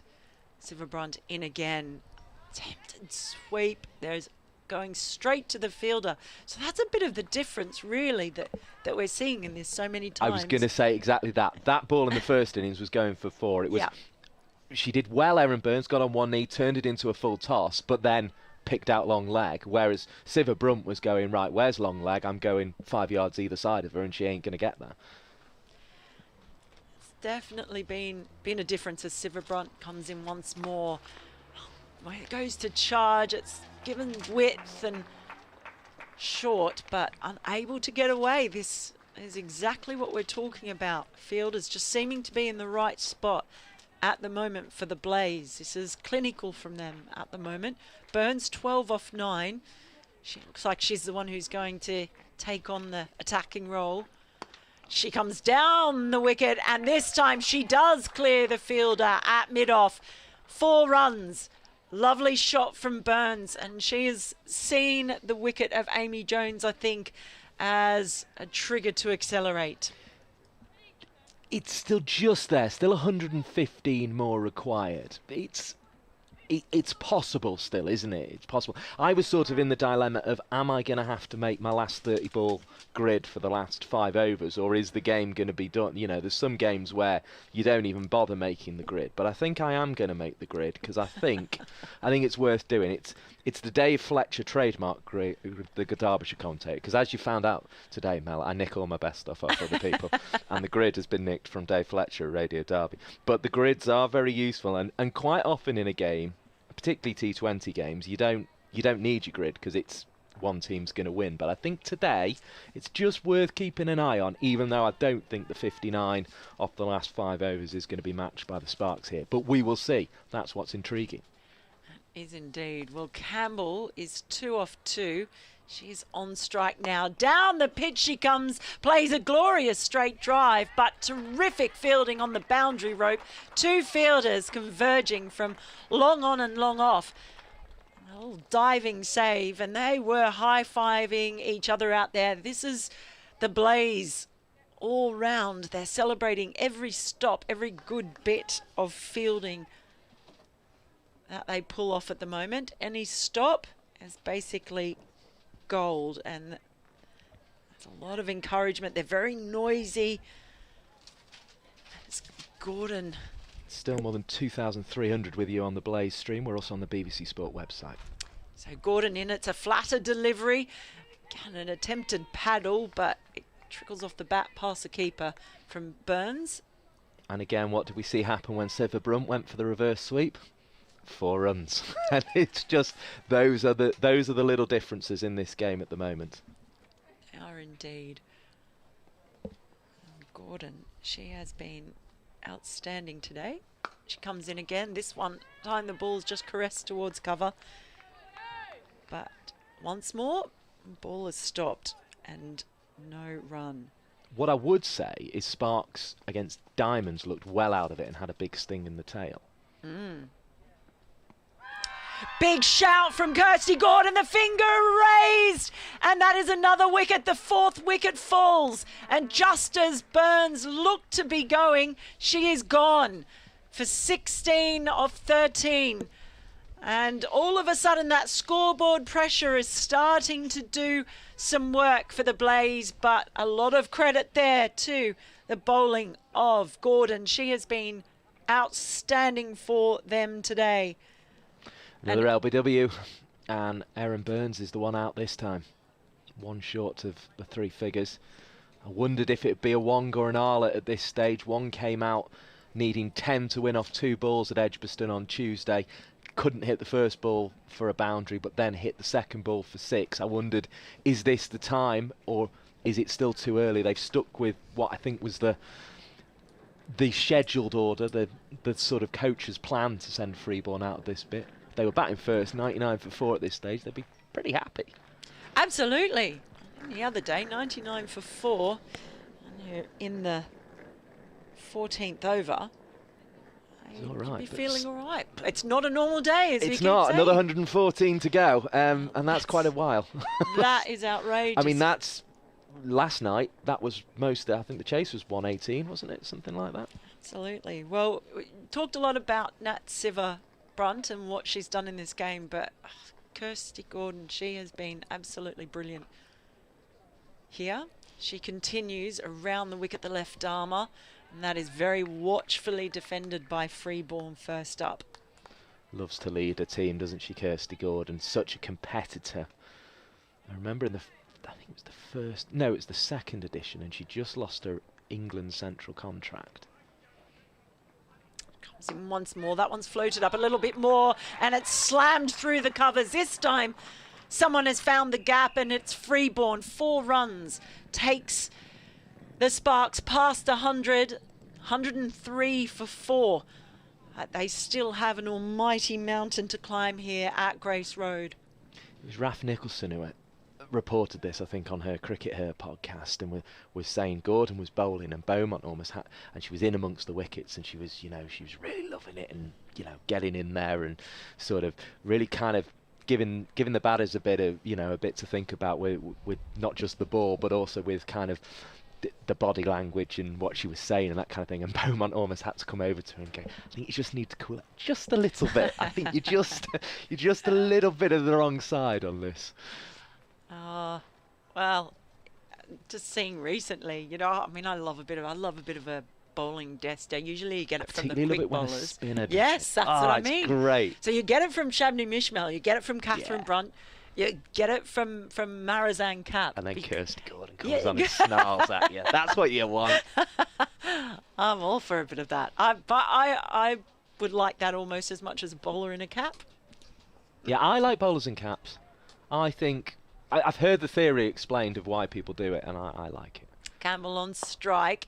She plays this one straight down the ground, past or burst through the fingers of Hyam as she managed to get a hand to it. I mean, everyone has their different reasons for bowling the cap, but a lot of people say it is to keep you're just basically you're having to redo your ponytail if you're taking it off every over, and I think that's a pretty good reason. And sorry, I'll let you bring up the miss ball. That's okay. So just swept well, but just the single from Campbell. And also, it's something unique to women's cricket. It's a look that women's cricketers sort of have that's unique to them. You don't see it happen very often in the. I can't think of an example in the men's game. Well, that's what I was saying before. In Antigua, I saw a bowler bowling in a floppy hat. In a floppy hat. Well, floppy's almost better in some ways, but I think it wouldn't work to keep on. It would sort of fall off. But floppy, you can get your front arm past your peak at least. That's bits easy because the peak isn't rigid. But I don't think it would stay on your head much. Yeah, I was surprised. You certainly couldn't bowl quick Bob Willis style in a flat cap, or sort of Shabnam Ishmael style in a floppy hat, could you? You couldn't steam in like that, because your floppy hat would, after about 5 paces of your 12 pace run, whoosh, off in the wind. It'd be gone. Freeborn on strike. She skips down the pitch slightly, manages to clip that one. Some good fielding on the boundary rope. Managed to save a couple of runs, I would say. There, just parrying the ball back in. Takes the score to 106 for 4, takes Freeborn to 6. I did say, by the way, if you do want to get in touch, it's at Mike Polly P, it's at Melinda Farrell, or it is at Wilford WM if you want to get in touch with the commentary team. Obviously, we're in the closing stages and we're going to finish about that, but it's always lovely to hear if you've enjoyed the commentary, and obviously hit the thumbs up button on the Blaze stream as well if you are. And it's good to have you with us on the BBC Sport website as well, courtesy of BBC WM and BBC CWR. Certainly is. Freeborn on strike. Hyam in. She goes for a little dinky scoop. In the end, I think it's come off the other end of the bat, or that she intended it to, and it's gone fine on the offside. So I just get a run there, but it's difficult going now. Things have slowed up. BBC Radio WM, I should say. That's changed since I was last on BBC Radio WM. Must get that right, because it's good to have them with us, and it is good to have Melinda Farrell with us as well. It's lovely to be here.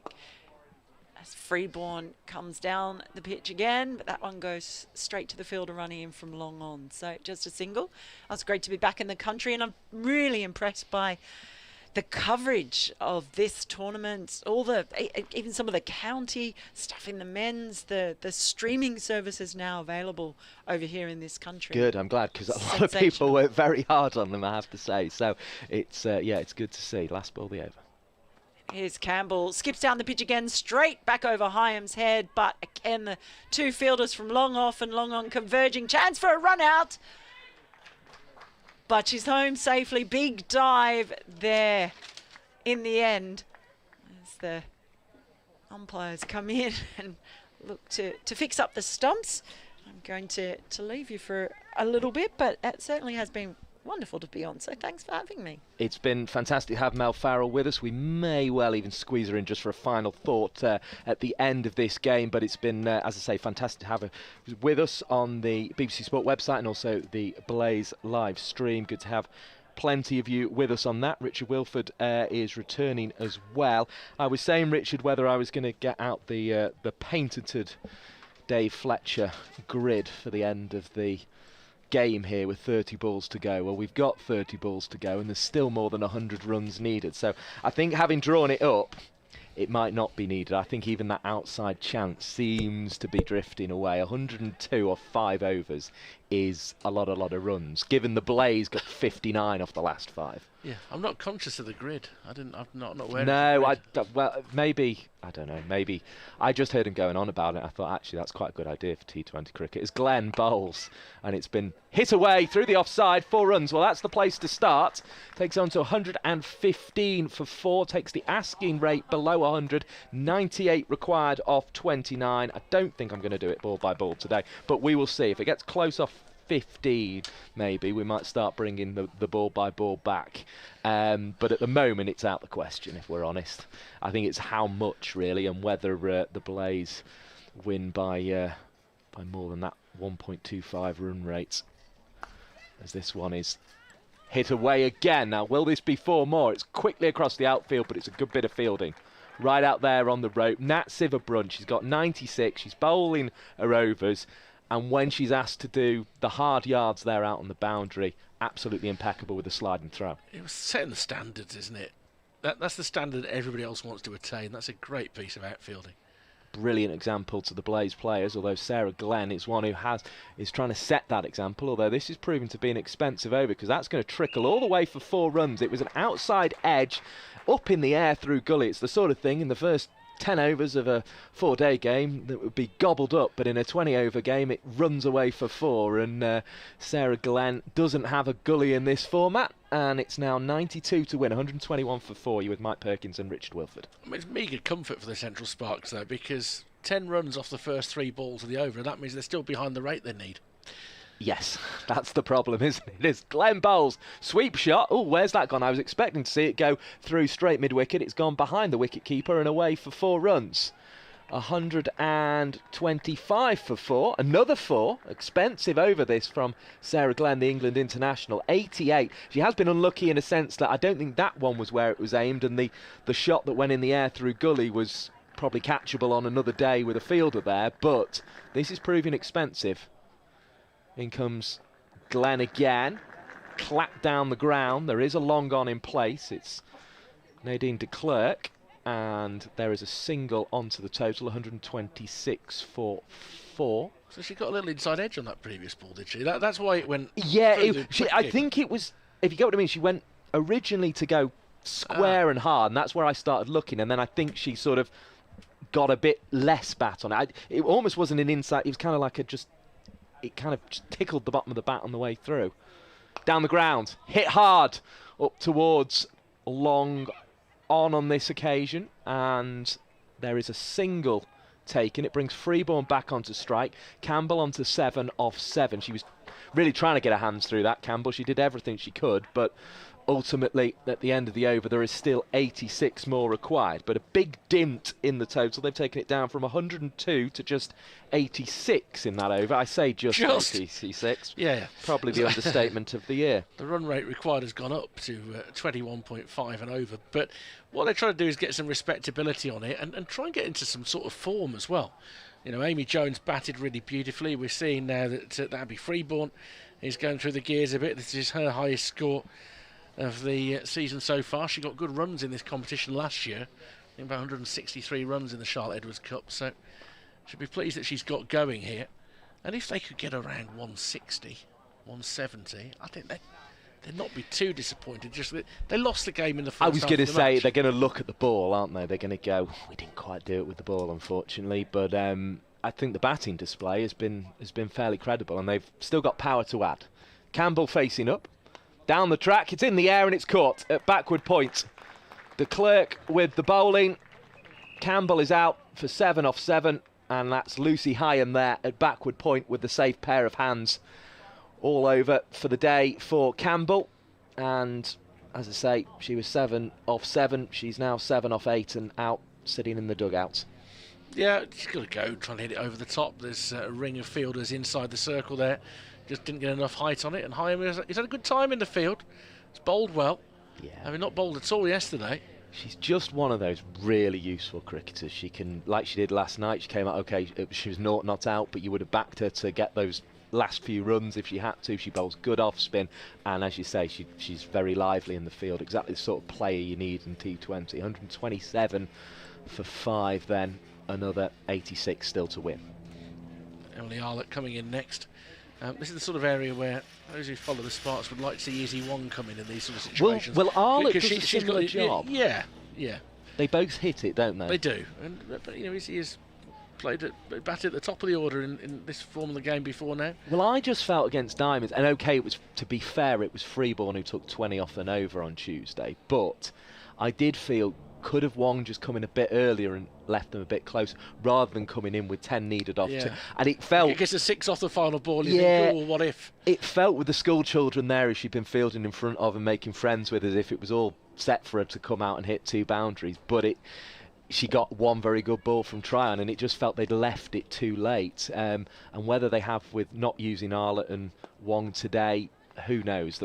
That's the plan, and they've stuck to it. And as you say, they've on most other days this would be considered a pretty decent total. They're going to end up around the 150, 160 mark as Arlott gets off the mark with just a sort of stopping the Yorker really and getting it down to mid-on for 1. They're going to get the highest total of the season so far in this competition. Yes, yeah.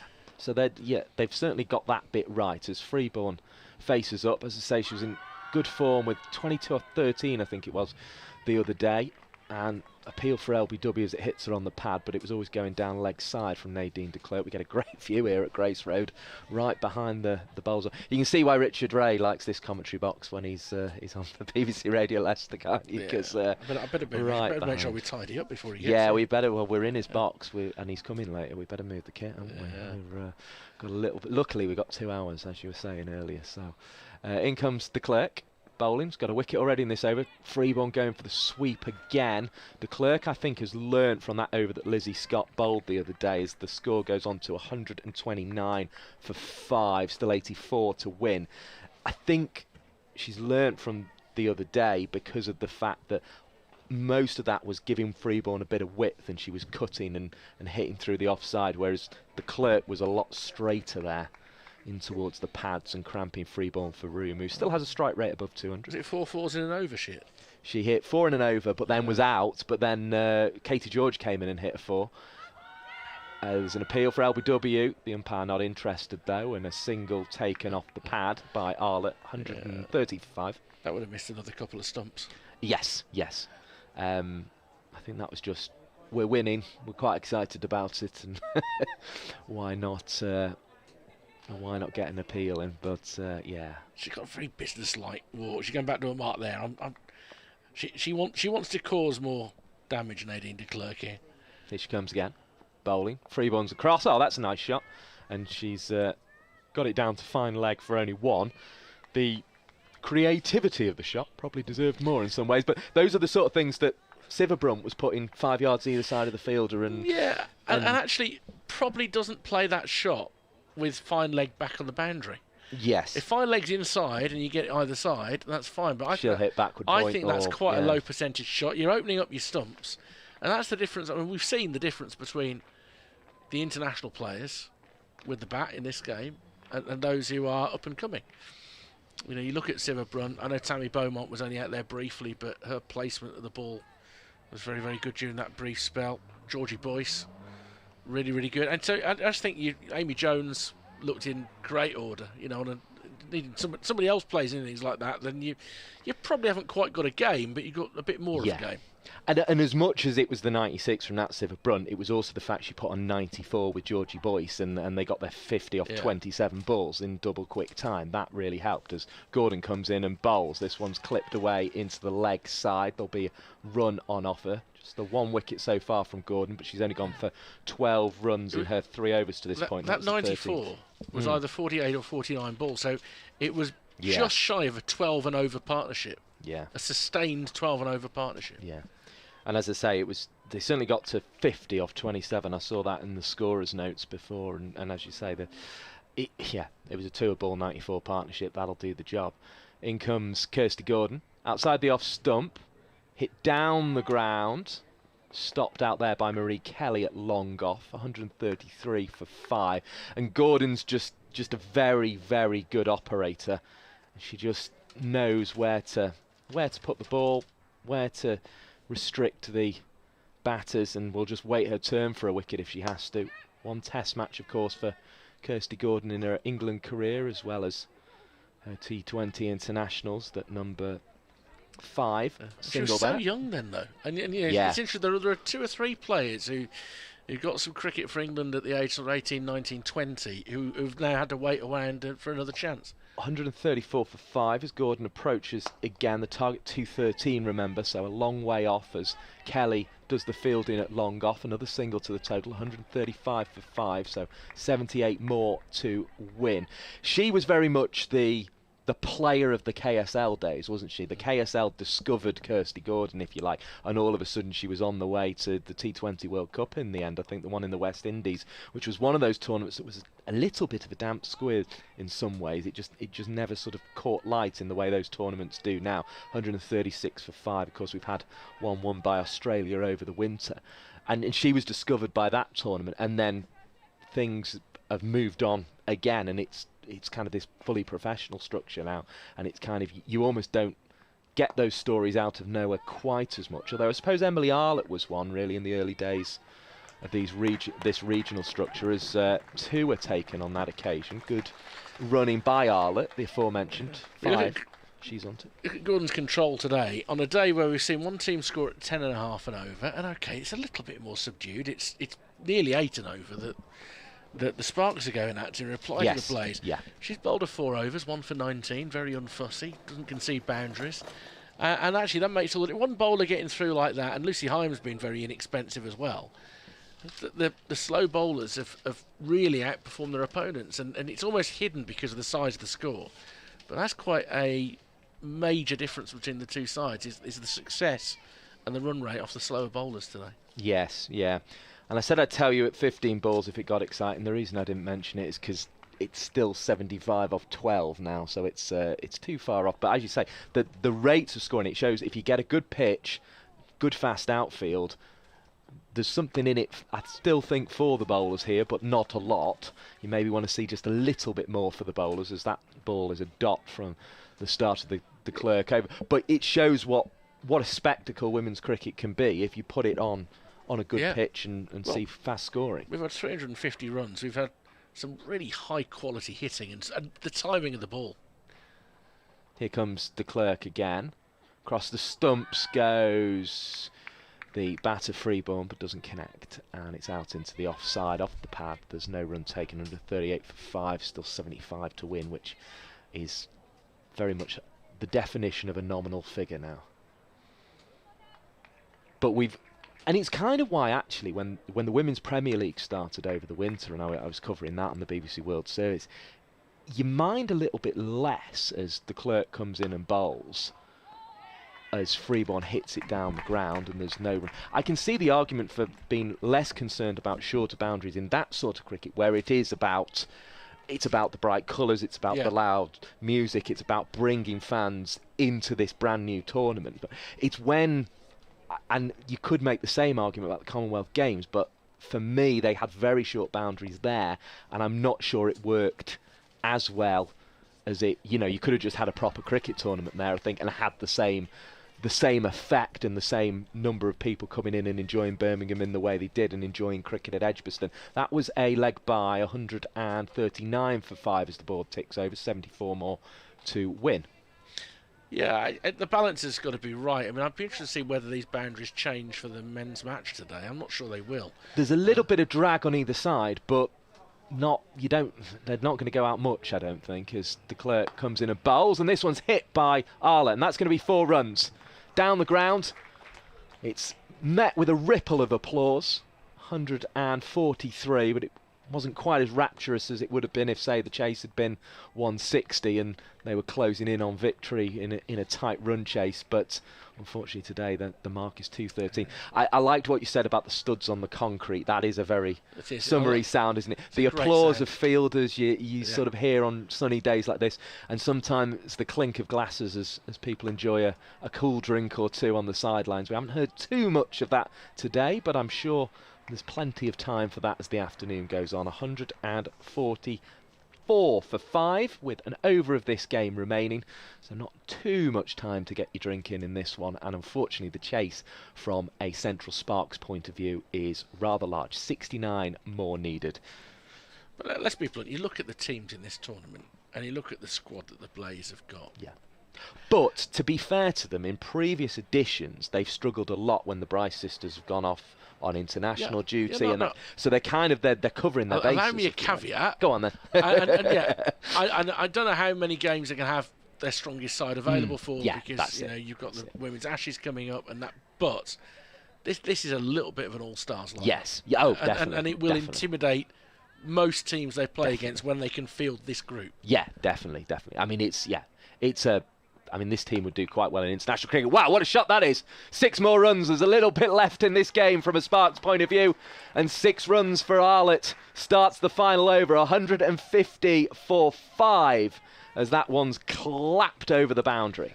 And that Silverbrunt's been taken for 6 over that boundary on a couple of occasions. She's gone for 28 off 13 balls in this match. And it shows it's not easy for the seamers here today, but that was a lovely clean strike from Emily Arlett. Brings the 150 up. Bowls down the leg side, wide ball, 151 the score. Moves on to as umpire Chantry signals to the sidelines. Yeah, Tammy Beaumont, not the tallest fielder on the boundary, but I think she'd have had to have been a good 10 yards back to catch that one. She still threw herself at it. Yes, she did her best, didn't she? She was over the rope by then, but she still threw herself. She enjoys her fielding, does Tammy Beaumont, as this one's bowled. Hit down the ground. Now there is a fielder here. Will they take the catch? They will.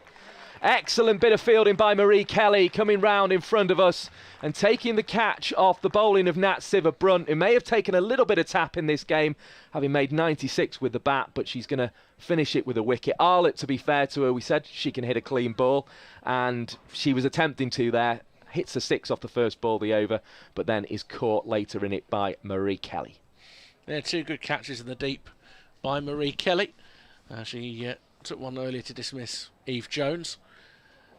And now Izzy Wong will come to the crease to see what she can hit off the last 4 deliveries. If they'd batted first here and made a score, let's say they're going to be somewhere between 155 and 160 here, it might have been an interesting game. Yeah, definitely. Just with the pressure on and all that sort of thing. I mean, they'd have had to have got Siver-Brunt out, there's no doubt about that, but yeah, it could have.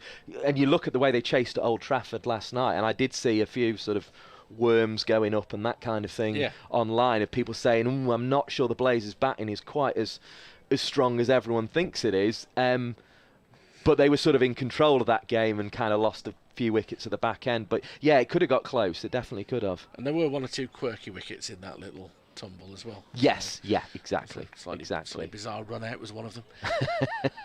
but yeah, look, I think their batting order is as strong as people think. Yes, it looks it today as Wong's facing. She's got double the amount of balls from the other day at Edgbaston. Her first one she scores off, which she didn't manage to do the other day, but she did hit the second one for 6. And she picks up a single there, 152 for 6. Of course, hit her first ball of the Women's Premier League for Mumbai Indians for 6, which is quite a way to announce yourself. And I guess that'll be one of those scorecards people look back on, the strike rate of 600, 1 ball, 6 runs. Naz Siver-Brunt bowls, and it's short of a length, and that was maybe just to keep the batter Freeborn honest as we head towards the final 2 balls of the game. Yeah, it's a good bouncer because it's an off-stump line, so there's no real leverage there for Freeborn. She tried a bit of an uppercut. That's a tough shot to get away. No real jeopardy in this one, with 61 more required of these 2 balls. There is a no ball and there will be a free hit. So that helps, but we need a few more of those from a Sparks perspective if they're going to get there. Yeah, there's a bit of jeopardy there for Abby Freeborn when she gets hit on the top half of her left arm by a beamer. Yes. That's a different type of jeopardy, but nonetheless, it wouldn't have been very pleasant. It's come down as a good pace. She's doing that thing of not letting it show that it hurt, but there'll be a cricket ball-sized bruise on her arm later. Yeah, they're always nasty, aren't they? Sometimes you get a seam mark as Siva comes in for the free hit. This one's gone up in the air. It's gone straight up. It won't count if it gets caught. Siva still chasing after it because she wants to keep the scoring down, or does she? She's gone for the run-out, which is the only way they could have got a wicket off that ball. 154 for 6. Well, that was quite eventful. And there's still a ball remaining in the game. 58 more needed, so we won't be seeing those, I wouldn't imagine, unless Siva Brunt really fancies overstepping the mark for a few and making things interesting. And Blaze are going to win by a distance here, which is always important for the points tally. At the end of the game, they had 9 coming into it. And they'll pick up another good win here as that one goes through outside the off stump. They're going to run a bye, which will disappoint Sarah Bryce slightly, but will probably be inconsequential to most other people other than the umpire who has to raise their arm. Big victory in the end then. That'll be 56, the margin between the 2 teams here. So the Blaze winning by 56 runs, a big victory. And as you say, Richard Wilford, such a strong team, built around the international class of Nat Siva Brunt. But we saw Beaumont and Kelly start with intent and then followed up by Boyce, of course, as well. So there was some real star performances there. Yeah, look, it's a crazily strong team, the Blaze, and they're playing that way at the moment. 3 wins out of 3. This, by some distance, their most convincing. They batted their opponents out of the game. And there's a theory that they say, you can't win a game in the first half, but you can certainly lose it. Well, that means the other team's won it, doesn't it? They didn't get off to a fast start, the Central Sparks. Lucy Hine bowled a couple of very tight overs, 1 for 4 in her first 2 overs, opening the bowling from the far end, and from that point on it's very hard to get back into it. So brave 50, or good 50 from Amy Jones, some quality hitting from her, but a comfortable and deserved victory for the Blaze. Well, I'm conscious people all the time will be heading off to the South East Stars stream, which is going on, and also the Southern Vipers stream. That game is available on the BBC Sport website as well. It's been brilliant to have Richard Wilford with us. I'm just going to get Mel Farrell just in quickly for a final thought to replace me, because it's been excellent to have your insight today, Mel. And certainly everybody who's been here today has been treated to some really high quality cricket, and Mel, that's the key. You want this product, you want the Charlotte Edwards Cup to display increasingly year on year the quality and the improved level of professional women's cricket, and days like this do that. Absolutely. I was talking to Sean Flegler in depth about how they built the Australian team, the Australian women's team, which has been so dominant in recent years, and it really is off the back of investment in domestic cricket. We see that around the world, and having the best play the best, that's the key all the time. And so you see with this tournament the way it's developed alongside the Rachel Hayhoe Flint and alongside the 100 now as well, the more opportunities for them to play against the best. And we saw the internationals today really step up, but for the young players who are coming through as well, just the opportunity to play against and alongside players like Nat Siva Brunt and alongside Amy Jones and all the others, well, that's only going to drag their standards up as well. So really important and really impressive. And you need a bigger pool of players contesting a place in international cricket. We're now past the era of Catherine Siva Brunt and Anya Shrubsole, who led the England attack for year after year after year.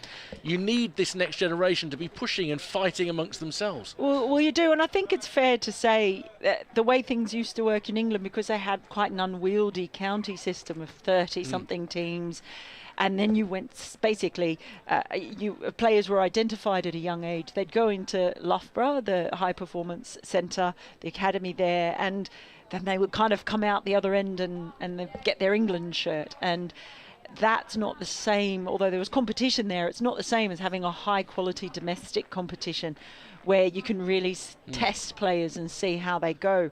And that has really changed in the past couple of years, and I think that's really important for the development of depth, which is what we see, which was what other countries have to do to take on Australia. We've had a cracking afternoon's cricket here. big win in the end for the Blaze. Thanks to everybody who's joined us via the Blaze stream on YouTube. Those of you who joined us via the BBC Cricket website as well, courtesy of BBC Radio WM.